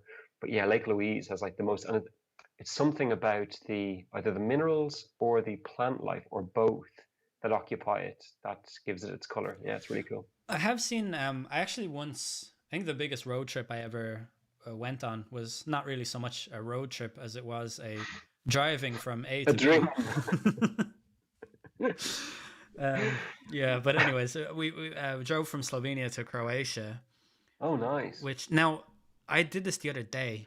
If you Google it, Slovenia to Croatia, it'll tell you it's like a 5 hour drive or even a 2.5 hour, depending on from where to where. But we were going from Ljubljana to a town at the very, very near the southernmost point of Croatia called Brelja, I think it's called. It's like a small fishing town. It's like a fucking, I think it's a 12-hour drive, but this was probably 20 years ago. Roads were not as good and whatever. But and also we drove through a lot of the kind of war-torn areas of Croatia, like places that had been affected by all of the conflict. Like just houses with their roofs blown in and like, seeing like mortar shells in the middle of a field and stuff like that. But in contrast to all of that chaos, we did drive past several of those super pure, clear watered like lakes and rivers and stuff where you can see the bottom of the thing. And exactly, yeah. That is one thing that I will concede in my stubborn sort of bullshit anti-tourist way of looking at the world, that it is striking when you see nature in its purest form, things untouched by humans. It's very like it's just immediately sort of moving or something, Yeah, exactly. It's awe, isn't it? It's that like 3-letter word that they talk about. It's that feeling that you can't quite put your finger on, but you feel it. It's almost ineffable, but everyone seems to experience it at some points, and usually the more grand the natural experience, the stronger the feeling of awe you get. And so it's like a perfect correlation. I would have been like 12, or I think I would have been 12 years old, so like or probably 11, and I think that I was at my most probably shallow like back then, like I just didn't have it in me to kind of think about bigger picture stuff, to anticipate and to understand. And like that, just the image of it never left me. Like I remember just this very clear image of driving over one bridge in particular and seeing just a rock and being like, is that rock like, I couldn't visualize if, do you put your hand into the water to pick the rock up, or is the rock floating on the water, or like what the fuck is going on there? And I asked my mum, and she was like, no, that's just the clearest water that you will ever see. I was like, fuck. Like, and was that in Croatia? I honestly, I don't know specifically. We drove from Slovenia to Croatia, which I believe they border each other, but I'm not sure what route we took because I was just too young to know the specifics of the trip. And also I was in a few different like holidays in that region, and I think I might have a lot of things mixed up in my head. But I do remember this like thing in particular on that drive. Yeah. And it was amazing. Yeah. It was very, very cool. When I was 12, I went to Trebalgen, and that swimming pool was pretty clear, let me tell you. That is the most urine-free swimming pool in all of the... Did you hear that chlorine doesn't have too strong a smell, but it's when things like urine are mixed with chlorine that it gives off that really strong chlorine-y smell. generates a new compound. Is that true, or is that one of those urban legend things? No, I'm pretty sure that's true. Yeah, like it creates an entirely new compound. When I'm not sure what it is, if it's the urea or something, but apparently the like human waste material interacts with chlorine, which is why they probably do it because it cancels the waste material. But Uh-huh. it actually generates a new compound, and they've identified the compound. So if you Jesus. are seeing a pool, or if you're coming up to a pool and you smell like that really strong chlorine smell, you're actually smelling chlorine mixed with people's. Yeah. I feel like if you are walking through a hall that's just being cleaned with cleaning products, the smell is very Mm, close to chlorine, and that's what makes mm. me skeptical about that fact. Is Okay. like Yeah. Yeah. I don't doubt the fact. I'm sure that's true, but I feel like if I were to trust my scent, like my nose on things, I feel like chlorine is pretty consistent in my. Sure. So the point I think of it is that you can't. So bleach is chlorine, right? You can't Uh, use too much bleach in a swimming pool where people are going to be opening their eyes in. So the yeah, amount of chlorine they put into a not in swimming pool. 2022 with all these cuck beta Yeah, yeah. males. So the point is that you don't actually put that much chlorine into a pool. So you shouldn't actually be able to smell it for the amount that's put in. But what you're smelling is Mm, actually the aromatic compound derived from bleach and then urine or whatever. Do you know what I mean? interesting. Yeah, no, I Because get what you mean. the Yeah. bleach is highly corrosive. It shouldn't be that strong a smell if you're going to put your naked body into it and open your eyes underwater. Yeah, yeah. Like it's a cleaning product. I've never opened my eyes underwater. Oh, you don't know what you're missing. Stinging, Yeah, sting. I mean, I've done it with goggles on and stuff. I just never opened my eyes. Yeah. And So my university swimming pool was really cool. It cleaned itself with UV light, which is wow, apparently highly effective. So it was actually pure water. So if you opened your eyes, it didn't sting. It was perfectly clean, and you could like just open your eyes under it. It was like amazing. that's fucking wild. And I remember actually, I know I spoke about Dragon's Den again. I'm a huge Dragon's Den fan. Yeah, me Some too. guy, yeah, I got some into it guy, over the course of the pandemic, and yeah, it's I've brilliant. seen so many episodes of it. Yeah, I So love it. I have an incredible ability of guessing. So obviously they come in with, I want, say, 10%. I'll give 10% for 100,000. Mm, I have an incredible ability to guess what the counter offer will be. mm-hmm. I'd be like, no, I was going to offer for 25, or because like there's no real way of knowing. But anyway, my point wasn't that. My point was that some guy had invented a UV light through a shower head to prevent Legionnaire's disease in like spa facilities and places where Legionnaire's disease runs rampant. And that's the same technology. Like it's basically just light. Like I mean, it's ultraviolet light, but It's the thing Trump was talking about when he said when he spoke about injecting. Like everyone said, he's talking about injecting yourself with bleach. mm, But it is actually a technology being worked on to use UV light to like get rid of bacteria in humans or something like that. yeah, Like it's okay, a okay. yeah. Because yeah, whatever frequency it is, it basically just fries the bacteria, but it just doesn't affect us in the same way. Yeah. That's right. Yeah, that's what I read. Yeah, There's some like technology that's in early. Now it might not work on humans. Who knows? But yeah, that yeah. is something that they are like kind of trialing. I Okay, fucking yeah, doubt that Trump knew that though. I think he was just talking bullshit. But yeah, yeah. still, yeah. Um, That is like a real thing that I've seen before as well. Yeah, I didn't know that they already had it in like swimming pools and would have had it when you were in university, which is like, God, probably 40 years ago at this stage. yeah, and yeah, they were using it in like shower heads to like sterilize water as it was coming out, which is a really Yeah, cool idea. yeah, Yeah, but that was a really cool experience being able to use a pool with no bleach, and yet it was clean. yeah. That's cool. It's like an Olympic-sized swimming pool as well. It was brilliant. The one that I was in Indonesia that I just spoke about was a saltwater pool. That's what it was. It's the Mm. largest outdoor saltwaar pool. That's what it. Because I knew it Mm. couldn't. I couldn't have fucking stayed in a place with the largest Was it outdoor bigger than the pool. Dead Sea? Yes. I had to think about it there, but yeah, just about. Yeah, very good, very good. Yeah.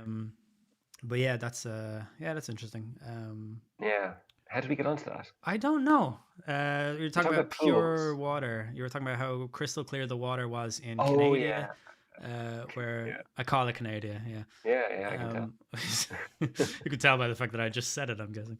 Exactly. Um, You strike me as the sort of person who'd call it Canadian. Don't. Yeah, I call the southernmost part of South America is Argentina. Don't know if you knew that or not, but yeah, Oh, I that's what it like it. is. Yeah. Yeah, yeah. Um, Definitely not Brazil. no. No, Wait, do you think it actually is? I thought Brazil was. No, Argentina is way more southern than Brazil. Brazil's. Oh, okay, so Brazil is. I'm trying to visualize it now. You if you're going to the South Pole or whatever Antarctica, you have to go to Yeah. Argentina and then get a boat there. Ah, okay, cool, cool, cool. Good to know. Yeah. Okay, I need to brush up on my South It's American geography. real easy for me to say that looking at a map right there. Right. So, Ah, um, nice, nice. I'd love to go to Argentina actually.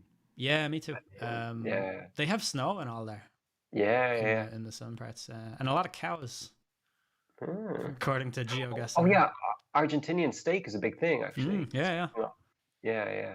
There's a in Wimbledon. There's an Argentinian steak place quite nice. So that Oh, yeah rings a bell. But classic yeah, Wimbledon. Oh, because classic. cowbell. I got it. Yeah, It's yeah. a nice little. See, the jokes you make like that are so much better than when you're trying to make puns. Like when you're trying, I fucking hate it. But when you're doing that, like, yeah, that's cool. You just made that connection in your head. Like, yeah, that's good. Tell me what you really feel.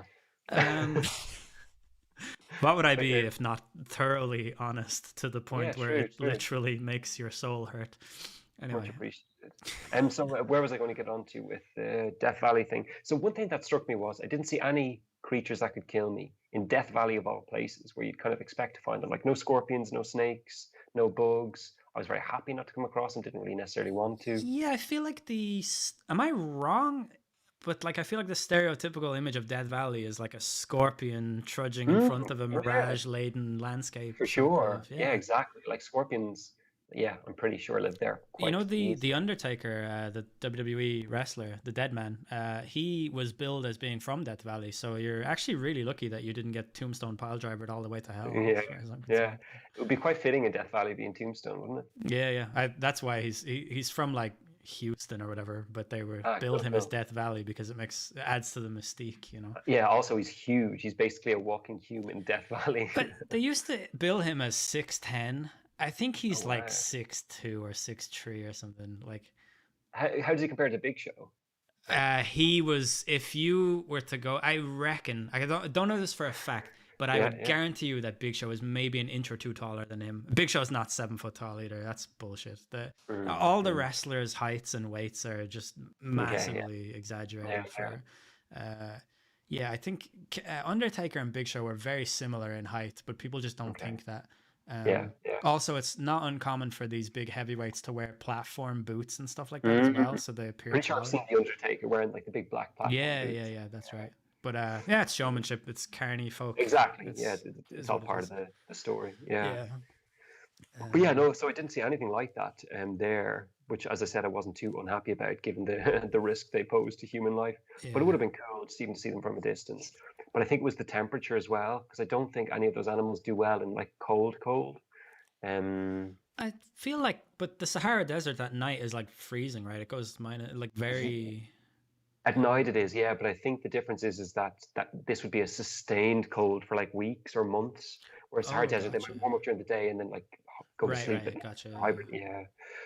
But yeah, and just yeah, yeah, it was just so cool just to be there, especially when it's so kind of barren and isolated and not many tourists. Because I think the experience I had of West Coast America and these national parks was much different to when you'd have if you went in June, July, August, Mm-hmm. where like kind of you'd see cars and traffic, and fair enough, you could look away and take a photo with no one in it, but just to feel it there and be in it with no one around you itself is a different sort of experience, which I was very grateful for. And it being just at the tail end of the pandemic too, like you probably For had sure. people being cautious and all that. Yeah. Exactly. Like speaking of which, actually, it's funny you say that. When we were in Yosemite, we asked for a photo in this beautiful location that's like kind of one of those places where you park your car up and you get out and there's a space designated for that. And this woman was there and she was a local and she's like, I've never seen it this quiet. And she's been like, I've lived here for like 50 years. And she was like, this just Wow. doesn't happen. Yeah, exactly. And we were like, oh, wow, really? And we were like, would you mind taking a photo? And she's like, are you doubly vaccinated and all this? And we are like, yeah, we are. And she's like, no symptoms. And we are like, no symptoms. So she was elderly, like you can Yeah. appreciate and Of understand it, course. Yeah. but like it's certainly when we went in January, it was still in the back of everyone's mind, and even in California itself, like it was very much a kind of show your COVID pass, your vaccination passport, wear your face mask, be appreciative of other people's space. Like it was kind of a constant reminder and kind of an understandable one. Hmm. Yeah, Yeah. yeah. And plus, we didn't know. I think early January, it wasn't clear if Omicron was actually going to be Exactly. as benign as it turned out to be. Yeah, yeah. Relatively benign, right? I know it's still kind of. Yeah, no, it is relatively benign. Like yeah, it certainly is. And in a way, though, you could look at Omicron as being like kind of, I don't know, a blessing in that let's get a Yeah, lot of people immune and not get them yeah, sick. yeah. But there have been deaths from it and sickness from it, so you can't really call it a blessing. No, but in the Yeah, greater scheme of things, yeah. it's the If it best was another possible Delta, mutation. Yeah, like imagine like a Delta 2.0 yeah, that was like worse than Delta, and like at least it wasn't that. yeah, yeah. Agreed. Yeah, Um, but yeah, but yeah, that's I can definitely imagine it feeling a little bit more surreal in the context of the sort of isolated impression of it and the lone well the yeah. lonely landscape, I suppose. Like, Exactly, because it wasn't as if kind of we were mainly targeting urban areas, like they were all outdoorsy, so it just sort of magnified the outdoorsy experience. So like I think before, say, COVID, you would have had to go off-road, off-piste mm, to have that, but now you're able to do it on like main roads. You could be like the only car there for miles and miles, which is yeah, just a really like I don't know if you remember during the height of it in 2020, maybe like kind of April, May time, like city centres were barren. Like you could go in, yeah, like you could cycle to Oxford Street in London and there'd be no one around. Like yeah, so, like yeah, I think we've had an appreciation of what that's like in recent years, for better and for worse. And yeah, it's a different way to experience life. And luckily, things are getting back on track now. yeah, yeah. I remember I've only been into the city center 3 times since March 2020, so that's in the last 2 years exactly. One of them was, I think, with me, wasn't it? One of them was to see you, and then one of them was to two. The other two were to see my friend Andy. Ah, yeah, yeah. But I remember it struck me on the last 2 times that I went in, the amount of bars that were closed down and boarded up. Mm, And I, also my friend Emer sent me a video. She did like a walk around Dublin during the one of the mm, lockdowns with mm. just the camera up, nobody in sight anywhere at like two Crazy. o'clock on a Sunday or something like that. Yeah, And it ridiculous. was Yeah. fucking wild. Yeah, just it's like 28 days later stuff, like madness. Exactly. Yeah, totally like 28. What a movie as well. Yeah, it's But good. yeah, Yeah, totally you like. know, it's very hard to watch back now because the quality of it, or the way that it's shot, or something. Like, I know what you mean. it's Yeah. that weird time where everything was between DVD and Blu-ray, and they were filming Yeah. things in this weird kind of. I don't know. Is it like a grayscale, or like they use a Like certain number of. ultra realistic as well. Yeah, yeah. This it's like too many pixels that it doesn't. Yeah. I can't Yeah. describe the feeling, but it's fucking weird. Anyway. Yeah. It's almost like it's the first take before they go and film it properly. It's Yeah, kind yeah. of behind the scenes or something, footage of it or something. I I don't know. feel I feel like a lot of movies from that time need to be kind of digitally remastered to Yeah, yeah, yeah. suit the One 4K. Like, One thing I've noticed, and it's really stark to me anyway, is because the quality of TVs has improved so much, sometimes on movies, it feels like you're watching a movie now, whereas before it mhm. would look real. But now it's like, oh my God, I actually feel like I'm the person filming this with the video I like recorder. I almost can't watch Friends anymore for that Mm, reason. It's mm, fucking horrible to look at, like, mm. and you're Yeah, more aware than ever that you're looking at a stage, or it's like, exactly. Yeah, yeah, yeah. it's strange, yeah, Like, yeah, weird. it's kind of annoying that like bring back the old box TV to watch a movie I on and know, enjoy it yeah. more. Yeah, As I have a friend who he recently bought a PlayStation 2, and he bought nice. SmackDown versus Raw 2006 or Oh, something like that, fantastic. and he bought one of those box televisions, and Oh, he just nice. has like a 90s or sort of early Was The 2000s. Rock and Stone Cold on the cover of that, or was that before I then? think it was Brock Lesnar, Okay, okay. or maybe like Shelton. Is it Rock and maybe The Rock is. I think the one that he got was the first SmackDown versus Raw one, Okay. 2005. I cannot. Yeah, it might have been Rock Yeah. and Austin. I can't remember, Yeah, but I can't remember. yeah, he has like a just a section of his. Class. He has like his own kind of living room area, and yeah, there's just an old early 2000s section of it that's just Quality. for, yeah, it's so cool. Yeah. I remember my first, so when I had a PlayStation back in the day and PS2 and briefly PS3, my TV for all those consoles was a 12-inch box TV, 12 inches. Yeah, mine And was that's how too. I Yeah, played. Yeah, a 12-inch box, and like it's just crazy when you think like laptops have bigger screens. I know, yeah. Mine, it was. I had the tiny Yeah, Panasonic ones. They exactly. were very. Yeah, yeah. I think mine was a Grundig or something. Actually, my first one was a Nokia television. Yeah, What? yeah, yeah. They used to make those. Jesus. Crazy, yeah. You Wow. couldn't watch anything. It was only SCART. It had no antenna Right. points, so it was only SCART. You could only use it for PlayStation. Yeah. Um, Wouldn't fit in your pocket though if you want to bring it no, it wouldn't. But neither would a Nokia 3210 these days. So, out. um, Yeah, yeah, it's exactly. crazy though. I used to like I had a beanbag and I had like a little desk that my TV would sit on, and I would just sit there and fucking play games like the Bean entire bags, time. they were so big for a while. Do you remember a Buddha bag then? Bean bags became Buddha I bags. think I had a Buddha bag. It was a big one, Yeah, Buddha like bags. Yeah, Buddha bags were great. It was like kind of this waxy material as opposed to the small little balls, I and it think would like, that's yeah, and it would make a yeah, better. yeah, it Uh, was more comfortable. yeah, I think that Yeah, might be what I had. yeah. There was, I think Buddha bag was a particular brand, whereas bean bag, any company could make a bean bag, which is a bag full of beans. Yeah, yeah. Magic beans, yeah. Bachelor's baked beans. Yeah. Just sink right through it. Yeah. Yeah. Oh God. Do you Yeah, remember the back years. time? Do you remember when I lent you Resident Evil Code Veronica, was it, or something?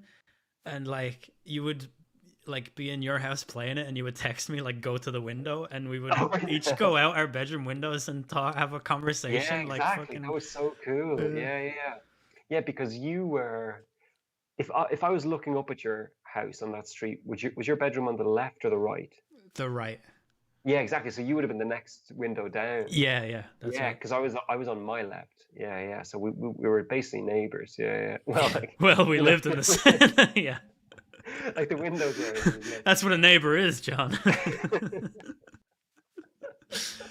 I mean, Yeah. like, yeah, the windows were like literally side by side. I remember one time I used to before I like I was always very good at like actually writing, like when it came to write an essay, I'd always like get the best marks in the class and stuff. Mm. But when I was texting, I was very aware that it was 10 cents per text and only 160 characters or something.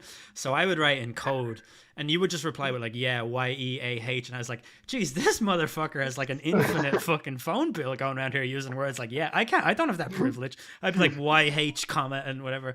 And I remember I Well, wrote you and you were like, yeah, you were asking me like how do you beat I think it's the very first boss or something like that, and I was like, okay. I wrote you a fucking like it must have seemed like Morse code to you, and you just replied saying go to the window, like you could not make any sense of my fucking like Yeah, exactly. Like binary hierarchy. code, like yeah. Yeah, yeah. Ugh, That's so funny. I know, But yeah, those were the days. yeah, it's wild, like And then trying to avoid my next door neighbors, Mercedes, and we're out playing heads and volleys. oh that fucking guy, yeah, what was his problem? Yeah, exactly. I um wouldn't even mind it was a C class. no. I remember Should we talk about this, or is it? There's no way he's But, gonna listen, right? Probably. yeah, probably. Yeah. But I remember one time, like we were playing with like one of those balls, like the footballs that you would get free in like a cereal box. Like they were like a Oh yeah, yeah. Snickers football. It was like lighter than air. You could go right up to someone's It head and would float bounce it away off. if you let it. Yeah, Yeah. exactly. It would literally fly. Like, if you hit it too hard, it would float above houses and shit. And we were worried about it getting stuck at the top of trees. And you hit it off the Mercedes. And your man comes out and he's like, "Hey, what the fuck is this?" And you were like, "All right, look, I'm sorry. I wasn't aiming for the car. Like I hit it by accident, not done any damage." And the guy's like, "What? Are you gonna stop?" And you were like, "Well, no. Like we're just playing heads and volleys. I don't get what the." And he's like, "I'm gonna go tell your mother." And you were like, "I mean, yeah, okay, like okay." And he was like, "What? So you're not gonna stand?" You were like, "Listen, I've Yeah. said I was sorry. I'm not gonna do it again. It didn't do any damage. Yeah. What do you want?" Yeah. And the guy just marches in, and your mother Yeah. comes out and says, "John, can you just make sure you don't hit that car again?" And you were like, "Yeah, I already told him that I'm not gonna." And she's like, "Right." And then that Yeah. was it. Yeah. Alcacunas and him saying, "I'm going to tell your mom," wasn't a deterrent. It's like he didn't know what to I do. know. Yeah. He was like all out. We've tried nothing, and we're all out of ideas. I know. Simpson. Yeah. It's Yeah. like, yeah, so ridiculous. But yeah, he Uh, was an interesting character. yeah. The smallest amount of power that ever went to someone's head. Yeah, yeah. Well, like I can't talk. I don't even have a car. But But To be honest, like I don't know, it's like a very simple, just like the more acquisition. you antagonize children, like the more. But it Yeah, wasn't even like that either, though. Like you were perfectly yeah, reasonable, and yeah, exactly. yeah, Yeah, I think he just wanted a commotion and then to be in the right because his car was hit, but I just didn't give it to him. yeah, yeah. Yeah. Speaking of which, actually, I don't know about you, but I have a real strong predisposition to watch skating videos where people are aggressive towards like usually teenagers who are skating. Like Uh it's huh. kind of like, yeah, I really like watching them and watching the kids not fight back. I don't want anyone to get injured, but just like the confrontation is just really interesting to me. Is this like a like a genre of YouTube video where you watch one and you'll get linked endless amounts of them, or Yeah, okay, basically. Yeah. Or there's compilations and you can watch them, and I find them really satisfying because like yeah, it just shows like teenagers being way more mature than adults, adults being ridiculous, and oh yeah, like and that like would the be teenage right like up my street. I would love yeah, that so much. Yeah. yeah, and like because the funny thing about skating is like even the simplest trick, like there's a risk of a broken wrist, broken ankle, broken anything. Mm. So it's like these people are literally like doing something that's dangerous that isn't going to like hurt anybody else, and you're telling them, oh, don't grind down that rail or something. You know what I mean? It's like Mm. Jesus Christ, like yeah, I just can't stand it. But yeah, I love watching those videos.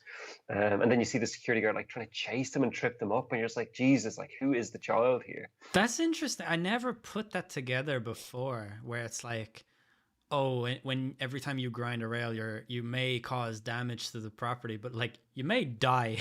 You may Exactly. literally fall. Yeah, Like, do you understand? Like the risk that they're taking is not to completely. inconvenience or damage you. It's to pull off a trick. Yeah, yeah. That's so Exactly. interesting. Yeah. Yeah, But like the risk to them is so much higher than the risk to a steel rail that's been there for 50 years. yeah, yeah. It's such a good I feel like people, particularly like the kind of like snotty adults who go around saying Hmm. you should really assess things based on the intention rather than the possible outcome, you Yeah, know? exactly. Like Yeah, I have seen videos of where like kids are. I've seen one in particular, and I've tried looking for it about 6 months ago. I couldn't find it, but it's like some policeman comes over to these kids who are skating, and they start being a little bit shitty because yeah, they think he's like, oh, what's all this but like he was asking one of them about his board and what kind of board it was, yeah. and then And like then, I think he does a trick, or oh, he he asked them to do a kickflip or something. yeah, yeah, I've but seen it's that video. yeah, yeah. I don't think it's like not a kickflip, but it's like, oh, when you're coming off the thing, can you do this? And then the guy does it, and Okay, he's like, oh okay. yeah, Yeah, that's something awesome, like, and like he high yeah, fives the kid and yeah, stuff, and exactly. I've seen that. Yeah, I've yeah, basically seen them all, but yeah, that one's really cool I love because videos it's like such a that. twist. Like you expect something, and then all of a sudden it's Yeah, like, oh, he's in with them. yeah, Yeah, yeah. He's one of yeah, us. yeah. Yeah, yeah. Yeah, it's cool. I love that. But yeah, the skating videos and then like the Karens, which like the term Karen, I think we've talked about it before and we have similar opinions on it and its This shouldn't use as an exist. but yeah, like yeah, it's a weird way to describe a certain sector of people. But Yeah, like there's so many videos and they always describe it as Karens like yeah, number two trying to stop skaters or whatever. But yeah. yeah, it's just all the sort of videos I do enjoy. What is the? I think it's a Ken is a male. Yeah, Yeah. yeah, exactly. I think it is. Yeah. I just like sometimes I'm going through my Facebook feed and I had this like five head like 700 IQ idea to, oh, I'll just like all of them, conservative and liberal, that way I'll get the full but no, it's just Yeah. made my life so much worse. And Oh, I don't know. On like Facebook or which platform did you say? this is Facebook. Like Facebook, on yeah. Twitter, I follow them all, but they're so small, the tweets, you just Yeah, can breeze by them. But on yeah, Facebook, you yeah, see paragraphs or whatever. But you always yeah, see these like the Young Turks, and it's like, oh, this Karen got, and it's like, guys, yous would not yeah, stand by any other, like, you can't like yeah. we're now. Yeah, anyway, it doesn't matter. You can't be like, oh, it's a fucking, here's a class of women that it's fine to discriminate against and assume Exactly. everything about based on, like, Yeah, fuck you, fuck off. It's yeah, bullshit. yeah. Fucking Like I review the know. news and present it on a case by case thing. Don't just be like, oh, this person's a Karen, we don't care about her, fuck her. Everyone in the comment section should be like, yeah, fuck this person. Like, that's Yeah, fucked up. It's weird yeah. to me. It's very shallow and very cheap. Yeah, yeah, and it's it's just not good news. Like, you know, it's Yeah, exactly. But yeah, people lap it up. It's yeah, yeah. people love watching a Karen beatdown, so to speak.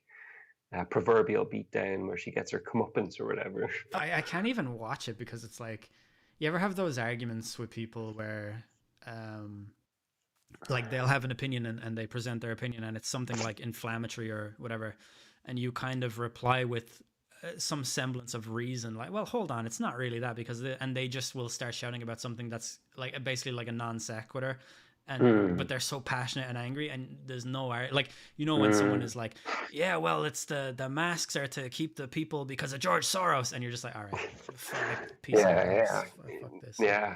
We can't. Yeah, there's not enough common ground to even progress the conversation any further. Yeah, yeah. Yeah, It's a yeah, fucking. It's such a crazy world that like there are people out there who won't even agree with like the most basic thing because they have it in there. Like, there are people who keep buying plastic straws at a much higher price than another type of straw because it's called like a fuck liberal straw, and okay. Oh it's just like, God.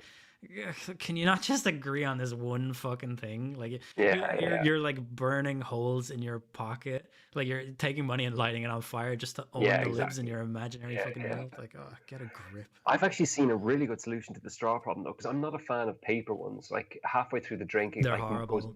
And goes also, mushy and everything. contrary to what I just said, which is not really entirely related, but I think that the plastic straw problem was either, I can't remember. I read something about it that it was over exaggerated, or that the switch over to paper straws is actually worse. There's like something like that where Okay. it turns out to have actually had a net negative effect. But I have used recently a steel straw, a metal Yeah, straw. They yeah, are incredible. they're They do good. Yeah, everything you'd want one like a plastic straw to do, but like a little bit more. they do everything a Yeah. plastic straw would do, but more metallic. Yeah, exactly. Yeah, Yeah. yeah. Yeah, it was really good because yeah, we brought a couple on the holiday because if you're ever getting drinks or whatever, like in California especially, there's no plastic straws anywhere. Like Mm. they've gone. So just to make like drinking better, yeah, we have like metal straws or steel straws. It's just really, really cool. Yeah, yeah, You they just are have to awesome. clean. You have to clean them, but like it's not that hard to do. I mean, if that's like your prerequisite for not buying something, like, Yeah, I'm you not have to buying clean. these clothes, you have to fucking clean them. Oh, fuck Well, that. like, but for a straw though, that's a first, right? You never in the I history would, of straws. I suppose I would consider it to be like no different than, like if you're going camping, you're going to bring a knife and fork, or, a glass or a Yeah, cup, or, yeah. Like yeah, if you have a pocket flask, for example, or yeah, something yeah, like that, you need to wash yeah. those too. Exactly, exactly. But yeah, no, that was really good. Just having that there because yeah, I don't like the paper ones, but if they help, I'm happy to use them. Or happy for like if plastic straws are so bad, I'm happy for them to be stopped. But you're after telling me now they're not, so I'm just I, angry I, again. I don't know. I can't remember. I read it somewhere, and I remember only that it was from someone that I trust, and then it went out of my head because you can't remember every fucking thing all the time Yeah, and your rationale for it. But yeah, exactly. Yeah, fair. um, Um, but yeah, okay. So after Death Valley, so Death Valley was incredible, mm, desolate, isolated, absolutely sublime, really kind of chilly, which is kind of gave it a nice feel because obviously it's known to be in summer in August or whenever September. It's like one of the hottest places on the planet. So we got a completely different experience, which is fantastic. yeah, And then from there, we drove to, just trying to get this right in my head. Yeah, we drove to the Grand Canyon, which was really, really cool. So we kind of bypassed Vegas. So Vegas was the end goal, but it kind of goes Death Valley, Vegas, Grand Canyon. But we thought we wanted to have the last bit of the trip in Vegas. So we'd go past Vegas, mm, go to the Grand Canyon, spend 2 days there, and then go back to Vegas. That's kind of what we did. And it was my birthday while I was over there, which was really cool. And my girlfriend made a really nice big deal out of it and rented out this. So the Grand Canyon is obviously massive, absolutely huge, and there's like only two places you can stay like overnight there. There's like two hotels you could call them, or like I don't know, residential areas basically that you can rent out. gotcha. So Yeah. we got one of them, which was the nicer of the two, and it was like a series of kind of small wooden kind of I wouldn't call it like a shed, but it has like a really nice shower, bathroom, and all these things. But for all intents and purposes, a wooden shed with heaters and everything, like kind of a posh shed. But it's overlooking the Grand Canyon. So like you go there at night, you wake up, which we did. So we set our alarms, woke up in the It's pitch good that black, you got woke up. yeah, exactly. Got out in pitch black, and like there's no light pollution, so you can literally see every constellation, every Yeah. star. I've never had an experience like it. Like I honestly think if I sat there, I could have counted like 2,000 stars or something ridiculous. Tell me, could you actually see how when you look at, there are loads of images. I guess if you just Google like night sky on Google Images, there are Mm. tons that will really enhance the sort of milk. I know that you can't see the Milky Way, right, as the way that it Mhm. splits, but do you see something other than like um fucking, you know, the way the sky is like someone has a black sheet and they've just done pinprick Mhm. holes and all that. Do you see something Mhm. other than the pinprick holes? Like, is there anything other than just stars, or is it? Like colored collections or like weird sort of, Yeah, yeah. not really that I could make out. Not that that cheapens the experience. I'm just No, yeah, curious. exactly. Yeah. Yeah, I know what you're getting at. Like, could you see some sort of like cosmic haze? Is that kind of what you Yeah, mean? yeah. Or even Yeah, like yeah, sometimes, you know, like at certain times of the year, you can see Mars and Venus in the same sky. And yeah, yeah, even in a light polluted area, you still notice the kind of fineness of that extra bit of twinkle that like yeah, Venus will have or yeah, something. yeah. And the color to it and stuff. Yeah. Yeah. So this, it was hard because I always find, so an interesting thing from psychology is if you focus on a star, it's actually more difficult to see it Huh. because the way it focuses on your retina, if you want to see something in pitch, so the retina is split between rods and cones. The cones work really well in high light environments. Low light environments, it's rod vision. But the fovea, the central point of the retina, is actually very cone rich. So you actually won't see much in the dark looking there. But if you look directly to the side of a star, you'll actually see it much more vividly, which Okay. is really interesting. Yeah. So if you're looking at a sky, obviously it makes sense because tons of your non-foveal retina is being taken up by the stars you see because you can only focus on one point at a time. So but if you're looking at a specific star and you want to see that better, you should look a little bit to the side of it. But Mm. anyway, so we're walking there. We get up at night, and well, early morning, but pre-sunrise. We want to see the sunrise over the Grand Canyon, which just sounds like a badass thing to be able to say you saw. Mm-hmm. And we are walking around. We have to use our phone torches, like it's that pitch black outside, and even that you Wow. can't see far. Like, yeah, like you're literally looking about a foot in front of your feet, and you're worried because there's going to be something you trip over. Is there going to be bugs or lizards or I don't know, Yeah. whatever. We're in the Grand Canyon, so we're walking anyway, and we found east, so we're going to be heading that general direction to start to see the sunrise. And we come across this ditch, and we're like, because we were walking anyway in this direction, we wanted just to keep walking and just until we get tired, and then we'll stop. We're like, should we just jump across the ditch? I was like, it seems about a foot wide, and we're like, maybe, yeah. But at the last minute, we thought against it, so we just ended up waiting there. That ditch turned out to be like 30 foot wide, 30 foot deep. I Jesus. know. And like in the pitch black, it just looked completely different. So thank God we didn't try and jump it. So That's we so stayed where we were fucked anyway. up. Yeah, in the pitch black, we literally thought it was a ditch. And Hannah thought as well. She was like, should we just jump across this? And she was like, you go first, whatever. But like we both were like guaranteed each other that it was that small or that short Oh. and that narrow. But yeah, luckily we didn't. It would have been a completely different holiday experience had we. But Yeah. yes, we saw the sunrise then, and just the color of the sun at sunrise and sunset on the west coast of America is just a sight to behold. It just has so many more shades, so many more colors, so Mm. much more vibrancy, so much more. Yeah, like it just looks like a different thing, and it looks thicker, it looks more vivid, it looks yeah, it's just a fascinating thing just to even watch. You just don't see those sort of sunsets and sunrises here.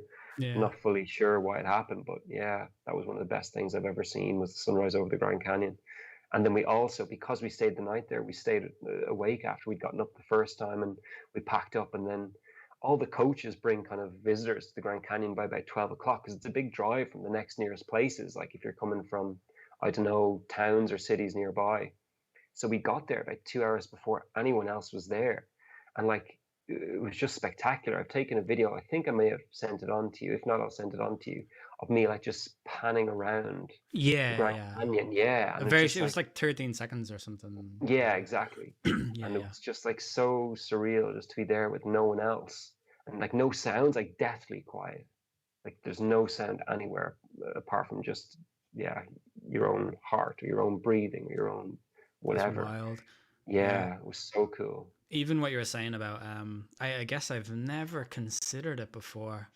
To be in nighttime so black that your torch only shines a certain amount, and then, Yeah, um, yeah, like yeah, it's wild. literally wasn't strong enough. So like all you'd be looking at is down at your feet, and the torch would literally get you about a foot of light. Like that's how dark it was. Like it's so thick, it's almost like a blanket or something. The darkness is just so thick. It requires so much light to eradicate. It's mad how powerful light pollution is, because I know, like, when I would stay down at my cousin's house in Tipperary, he lives very much in the middle of nowhere, but he lives near an industrial factory where they have Mm, some street lights on there. Now, it's like a 5 minute walk down the road, those lights are, but it's mm, still just enough in the nighttime that, mm, like, I've been out in the middle of a field there, like not really near anything, but still able to see things around me.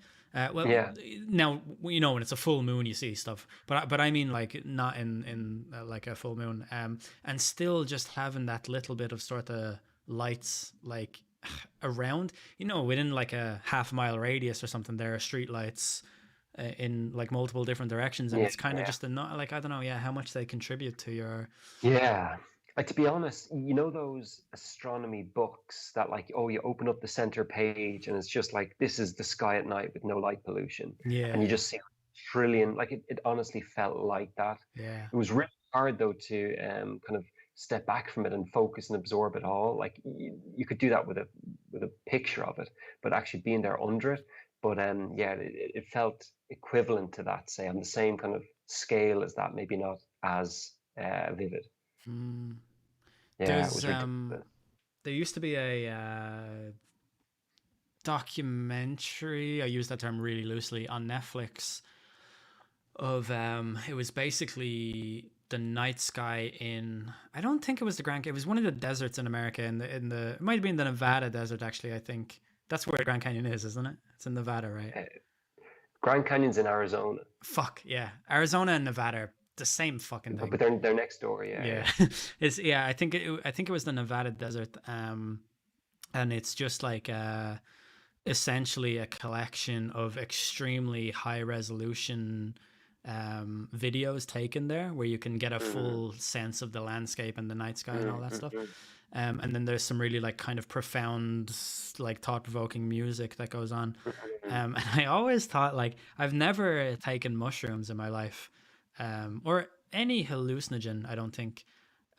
But God, I'd fucking love to be out in the middle of fucking nowhere where you can actually see the stars and shit, and actually Yeah, take uh take some yeah, drugs that, definitely. yeah. Yeah, I've never taken any hallucinogens either, but yeah, it was an incredible spiritual, awe-inspiring experience. I think it maybe says something negative about me that that's not enough. I gotta add more. I've never even experienced that, and I already want to add drugs. But yeah, funny. Yeah. And so yes, so from there then, and when we traveled back, we were heading to Vegas. That was the end goal, and we were going to be giving the car back then. But because when we're leaving Arizona, we have to drive past the Hoover Dam, we stopped off there, which was really, really cool. Can I stop you for 1 second? I have Yeah. just remembered something from our discussions about road trips, which is Yeah. that I remember having my mind absolutely fucking blown when you told me that you could rent a car in one place and leave the car in another place. I know. I remember Because that. I was thinking, oh, you got to fly into New York and then you rent a car. And then, like, in 2 weeks or whatever, they're going to expect the car back. You got to bring the car back to them. So I thought you would have to Forgot. fly in, rent the car, drive across the country, and then drive all the way back. And I remember and you were like, no, you Yeah. can just leave it. And me being like, that's so clever. Yeah, it's so clever. Okay, so but in your defense, in Las Vegas, there is only one hotel that allows you to do that. And that was Wow. what kind of made us choose that hotel. Yeah. So before I get to that, so Hoover Dam, did you ever play Fallout New Vegas? No. But But okay, I so know that it exists. yeah. There's a really cool, I think it's like it's the ending kind of, it takes place Hoover Dam or whatever. But so Hoover Dam for me has a bit of an emotional, nostalgic connection that way. But it's ridiculous. And so the problem here is that because the structures in the dam are so big, you cannot get any sense of scale. Like, I could have been looking at something 30 feet long or 300 feet. There was Yeah. nothing to look at for comparison. Like, there was nobody working on it. Like, oh, there's a person, so I know. Yeah. Yeah. So, like, the big bolts you see, they could have been a foot in diameter. They could have been 10 foot in diameter. Like, I literally had no idea. But it was just the craziest massive thing. And then you'd like guys picking up kids on their shoulders and leaning over it so they could have a better look. I'm like, this is ridiculous. Yikes.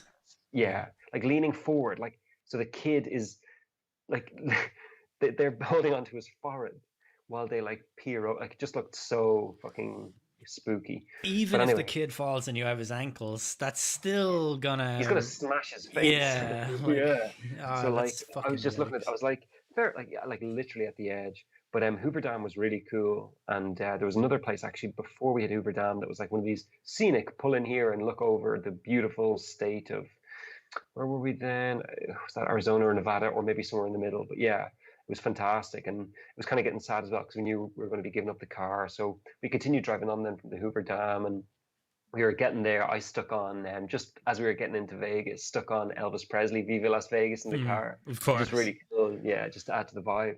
And then we drove down the strip and past the sign. There's a big queue of people waiting to get their photos taken. So I took a few photos of the sign or whatever, and then we found our way to a gas station, fill up the tank before we dropped the car back, and then just made our way to the hotel. And we stayed at the Bellagio, which is super swanky, super cool.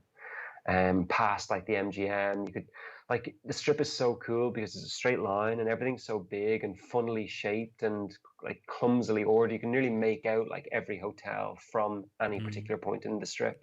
So you can see sort of like the Venetian, you can see New York, New York, you know what I mean, from any part, all identifiable by like what they use outside. So I think outside, is it the Venetian? There's Is the Venetian the one that used to be the Sands?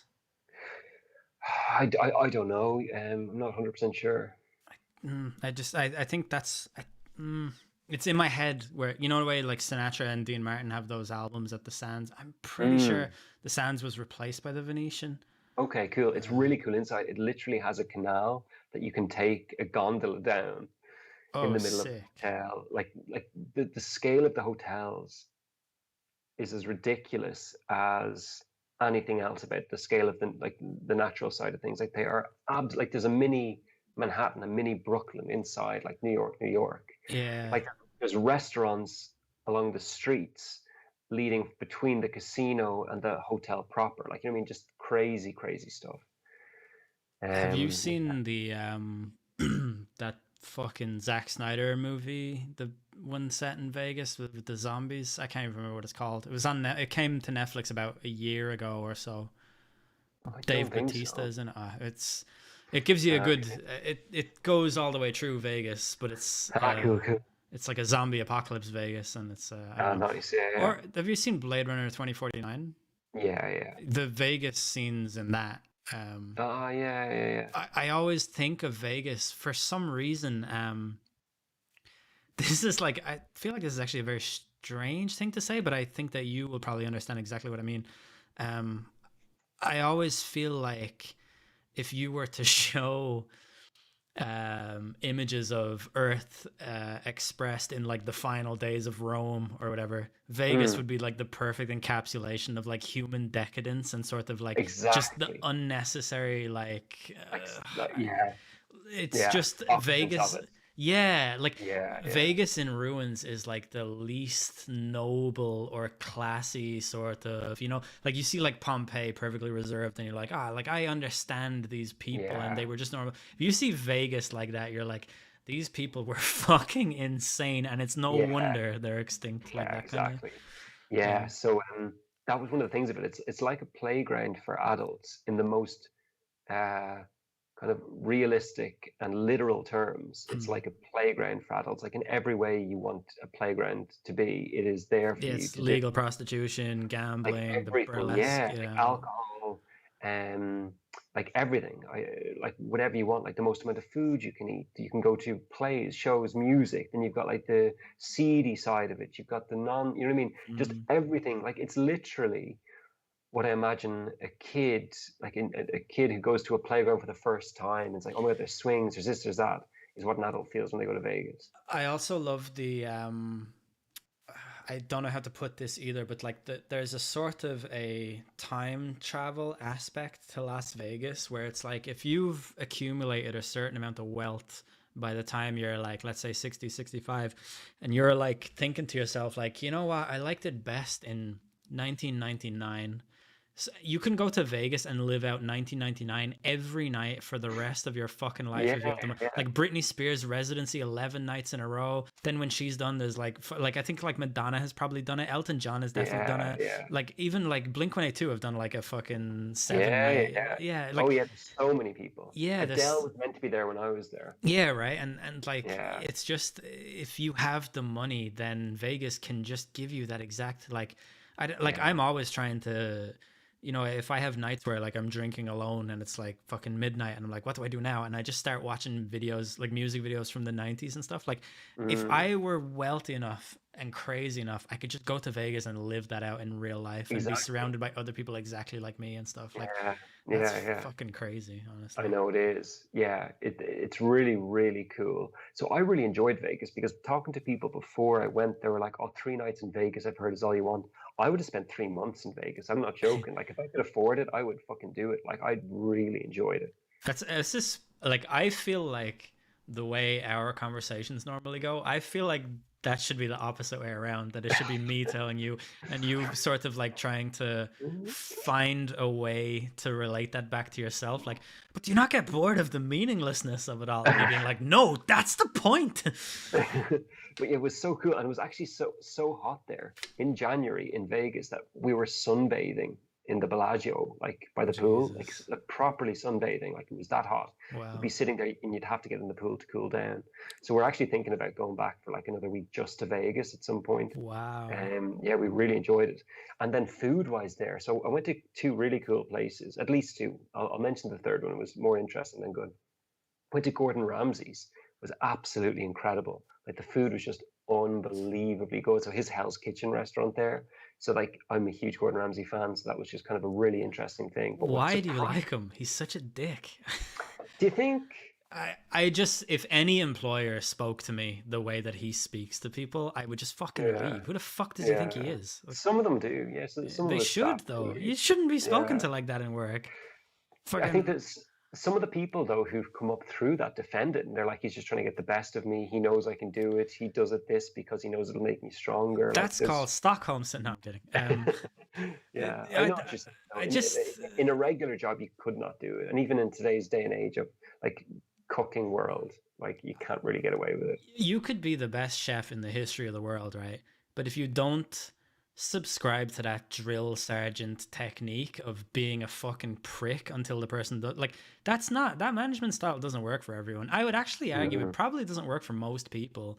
And I mm, would say like I think people like him are like the reasons why people say like, oh, this industry is just very like that. And it's because the gatekeepers are fucking cunts like him going around like being such like So I to play just devil's advocate to that, I'd offer 2 points. Number one is it's a very time sensitive job. So you mhm, can see why there's people on edge because there's time pressure. But like you've got customers there and they literally want it to be fed within 10, 15, 20, whatever. mhm. Number two is there's always an ideal standard to which things should be done, in which case it's always very easy to say, no, you've done it fucking wrong. This is the way to do it right. You can do it, just do it. So it's not kind of like if you were, I don't know, in other formats, I don't, or other professions, I don't think they fall under that kind of time pressure. We have a standard here that like is easy to fulfill or should be easy for you, so just do it. I think that might be part of the reason that I people. would I don't know if it's worth arguing this point because it's a tangent of a tangent, but like my Mm, job is extremely time sensitive. It's all mm, filtered around deadlines, like mm, the trading cutoffs for each fund that I work in different time zones and different like when the stock exchanges in different countries close. And if we mm, fuck shit up, like if we make mistakes in our job, like and incorrect figures get published to a mm, stock exchange or whatever, like there's fines and there's like mm, investor fucking pushback and there's yeah, mm, there's all sorts of mm. like I would argue it's even worse than someone's food being like a few minutes later or whatever. Okay, so I'll um have to add a third point: a lack of a HR department on top of those first two. yeah, okay. I sup Yeah, okay. That is a real curveball, I suppose. Yeah, I don't know. I just like I personally, if someone comes to me like that and just questions my character in that sort of For sense, sure, and for he does sure. you he like he does call people idiots and like really Horrible belittles thing. them and stuff. Idiot sandwich, I think, is a famous Yeah, one. that's a famous like I don't I like I think like my natural inclination, and I think there must be a lot of people like me in the world, would be to argue that point, like because you're attacking someone personally there for something that they've done wrong. It's Yeah, no, whereas I if you get come to you. someone Yeah, and you just yeah. say, okay, listen, you did this, it was kind of wrong. Like what you did might work normally, but it would be better. Like I don't know. Yeah. Yeah, yeah. And Look, the I'm not vast here majority to. of chefs, I think, would follow your format. Like, I think he's an Yeah, anomaly. I think he is, but I think that who's that other fella from England, the posh fella with the Marco school? Pierre White. No, No. Jamie Oliver. Oh yeah, He yeah. he used to be a very like nice little posh boy, and I think that Gordon Ramsay made it popular to just be a complete dickhead on TV. And now Jamie Oliver, if you ever see him in these like kind of candid moments, he's very like sweary and stuff. And I feel like Okay. he's I don't know, yeah. I could be wrong, and this is just like Okay. my I just think he's a dick, Yeah. and that's No, no, fine. fair enough. Yeah, yeah. Yeah. Yeah. He's definitely kind of a Marmite kind of celebrity. Yeah, yeah, agreed. Yeah. But Anyway, one sorry, you were of talking the about his restaurant, and I just yeah, I know the hijacked. restaurant was incredible as I would expect a Mm. Ramsay restaurant to be, and it was really nice to be there. But one thing about the food experience in Vegas that I didn't expect, did you know Mark Wahlberg has a burger chain? It's it's called Wahlburger. Like That makes honestly, sense. yeah, yeah, yeah. I feel like that might have been in there, buried in the back of my. So do you know how much I love Bunsen? Yeah, Have yeah, I yeah. like no, literally like Bunsen before this, Bunsen was the best. I would say they're the best burgers on the planet. This is about twice as good as Bunsen. Wow, that is Yeah, high praise. yeah, like seriously, like the greatest, tastiest burgers where every single element of it is like, oh, they just picked the perfect this, perfect that.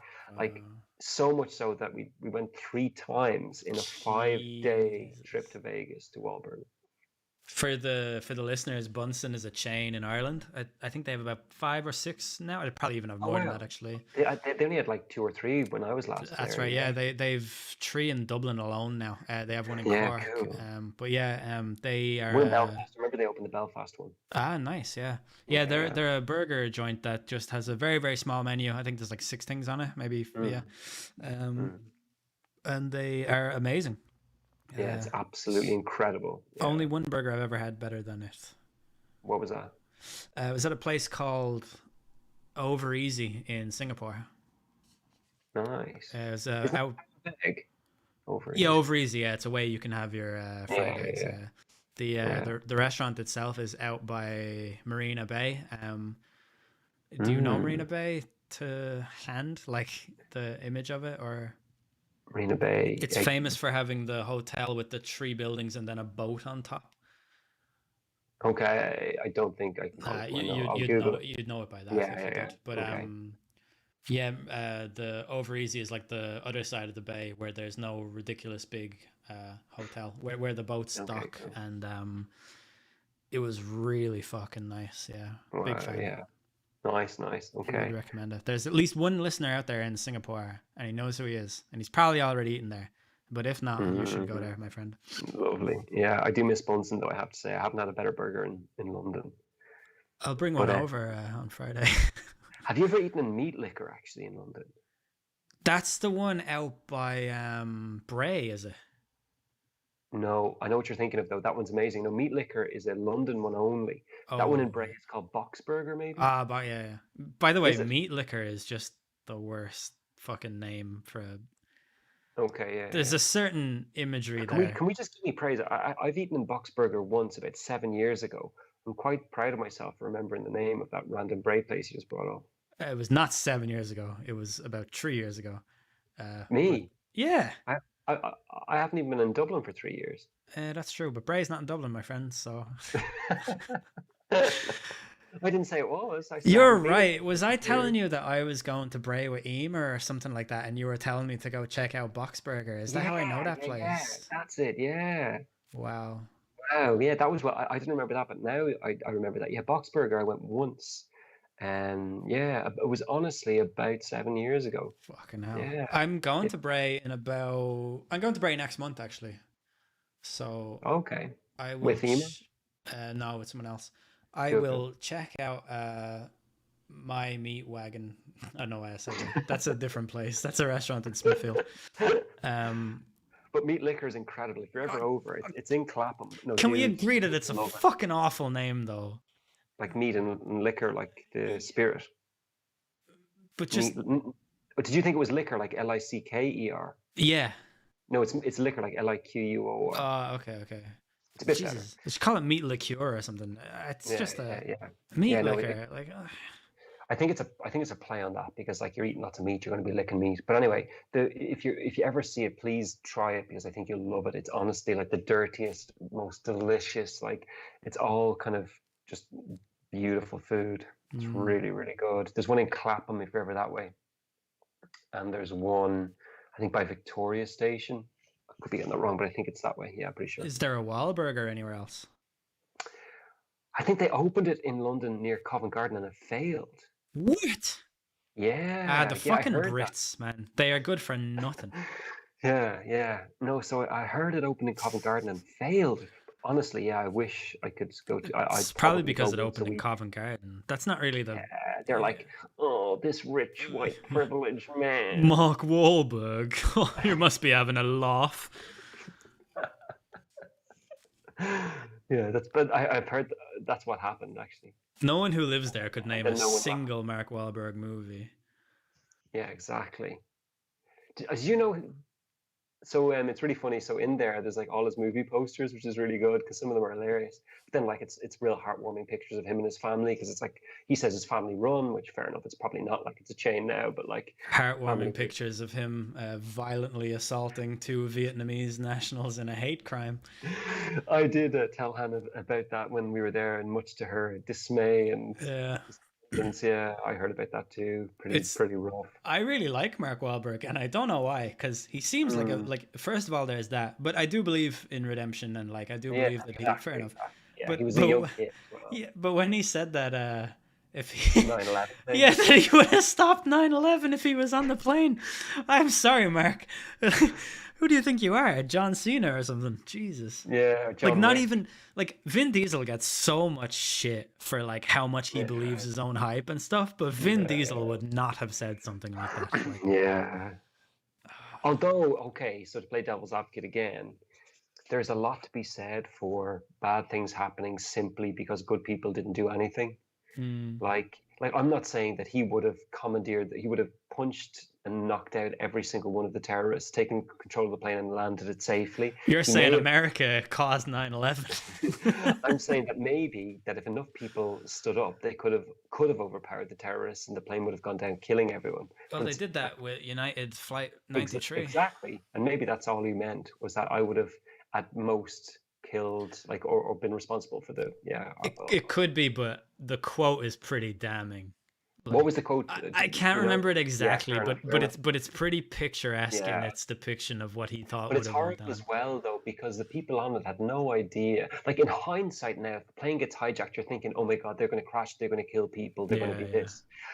Back then, though, you'd be like, oh, these are pilots, they want money, they're going to land it somewhere, we're going to be hostages, we're going to be, you know what I mean? There was no precedent to be set for it. This is going to be a plane into a building moment. So it's so harsh to say that. You know, we did an episode on 9/11. I don't know do why know. I said that. Yeah, you were on it famously. But that was one of the things I said in it was that like, the conspiracy theorists will say why, and I was like, well, because it's a fucking pre 9/11 world, right? You don't have the Exactly. Did you know that is the most downloaded episode of this show?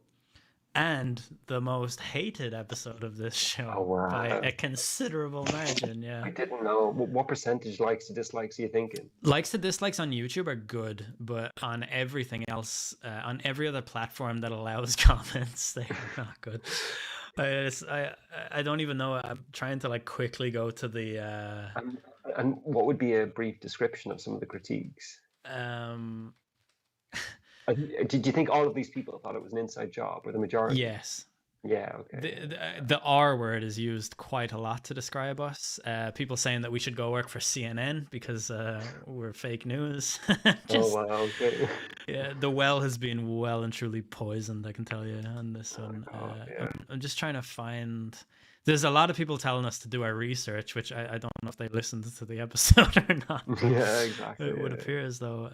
When did we even do that? Like, I was in Belfast, so it would have been 2017, 2018. Jesus, man, there's been a lot of episodes of this podcast. In fact, I can tell you now, it would have been before April 2018. Okay, let's see. I am scrolling. Because I remember exactly where I was even sitting in my kitchen. I know that one comment was like, no planes, no buildings, or, you know, some weird shit like that, like an extremely... Did you see a new video of that surface there like a week ago? No. A brand new video of footage of the 9/11 attack. Brand new, never before seen. No Apart from way. the person who took it. Yeah. About a week or two ago has surfaced. Here's a comment from Trent Larson. You two are, all caps, fucking retards. Planes did not take the buildings down. Lowercase. You need to go work for MSNBC. So. Fair enough. I'm happy he's so passionate about it. I'm happy he believes in my journalistic credentials. So that yeah, exactly. I can finally end He'll up be there. happy to hear I got hired by MSNBC shortly thereafter. He certainly will. Let's see if I can see. Trent Reznor says his name was. Yeah, Trent Reznor. I've been such a fan of his music as well. It's like really disappointing. Yeah. Okay, hold on. Let's read out some of these. This is a nice little way to end this podcast, actually, because I think the fans will probably get a kick out of this. No matter what amount of actual physical proof you show and use to disprove conspiracy theories, the people who believe in conspiracy theories never see it. That's true, Jason Byron. Thank you. You're correct. Here's one from Waleed Higgins. The NSA have been eavesdropping on bin Laden's satellite phone since 1996. Were the NSA? Oh, they were around before then. Sorry, I'm thinking of something else. The Patriot Act is what I'm thinking of. And after the 1998 U.S. embassy bombings, they started monitoring Al-Qaeda's communications hub in the Yemeni capital, Sana'a. In late December 1999, NSA operatives informed the CIA that veteran jihadists, and then it says their names, I'm just not going to give them the attention that they're looking for from this platform, were to attend an Al-Qaeda meeting in Kuala Lumpur. Two men arrived in LA via Kuala Lumpur and Bangkok in January 2000. And with some assistance, both were housed in San Diego, California, and enrolled at a local flight school. The two Saudis Man, okay, this is a fucking essay. I'm not reading that. Jesus Christ. Let's see. Two buildings were not designed in the 1920s. They were in the 1960s and built in the 1970s. Sorry, buds, just too many factual errors in the beginning to listen. That's true, but I think that the blueprints that they did in the 1960s were drawn off of ones that were made in the 30s. I don't think I said 20s, but I could be wrong. You mentioned people get a lot of information from Hollywood movies, but I've had these arguments before, and I'll be inundated with pictures of plane crashes from the news. ... This is the difference. Most plane crashes are accidents. In emergency situations... Okay, this again is an essay. Okay, John, there's a lot of essays here. Let me try to find the... Okay, here we go. Mangosaurus says, I stopped after 14 minutes. Guys don't even know when the second plane hits. How could one pretend to debunk anything without knowing at least what happened and when? I think that was because we were confused as to how many hours it took. Like, listen, guy. Okay, here we go. 100 this is from Archie S. 100% inside job. Dash. Far too much evidence. Full stop. By the way, the inverted commas official story is also a conspiracy theory. Well, that's me sold. How do you explain the controlled implosion of World Trade Center Building 7 or the molten steel that was found? Why did President Bush admit to seeing video footage of the first plane hitting the World Trade Center? Someone replied a year ago saying, how are you feeling today about this comment? And one wing there would be plane parts. If it hit, you can't see any plane parts, idiot. And he spelled idiot IDDOT. These guys talking about intelligence is the joke of the century. That's from my man Dub Wilkinson in all caps out here 4 years ago with 2 thumbs up. Fucking get in, my guy. You have owned us, man. We've been owned. Oh, here's another one from Dub Wilkinson, all caps. No planes, no hijackers. You should study a subject for 5 minutes before making a video. Shit, I knew 4 minutes 30 was the long way to go. Yeah. I don't want to go on anymore because I've been owned enough, but yeah. Anyway, yeah, that's that episode that we did. Very good. Yeah, interesting. Good to know. I'm glad we reached out and touched so many lives. Yeah, that's the thing, isn't it? That's the beauty of podcasting, you know? That's Yeah, sure um is. yeah, so was there anything else from your trip that you wanted to? I think I touched on a lot. Yeah, and I think it had a nice flow to it. So I don't really want to necessarily go back. I think, yeah, I touched on everything I wanted to. Yeah, I enjoyed it. Yeah, how long are we at? What time? We must have been going for about 2 hours,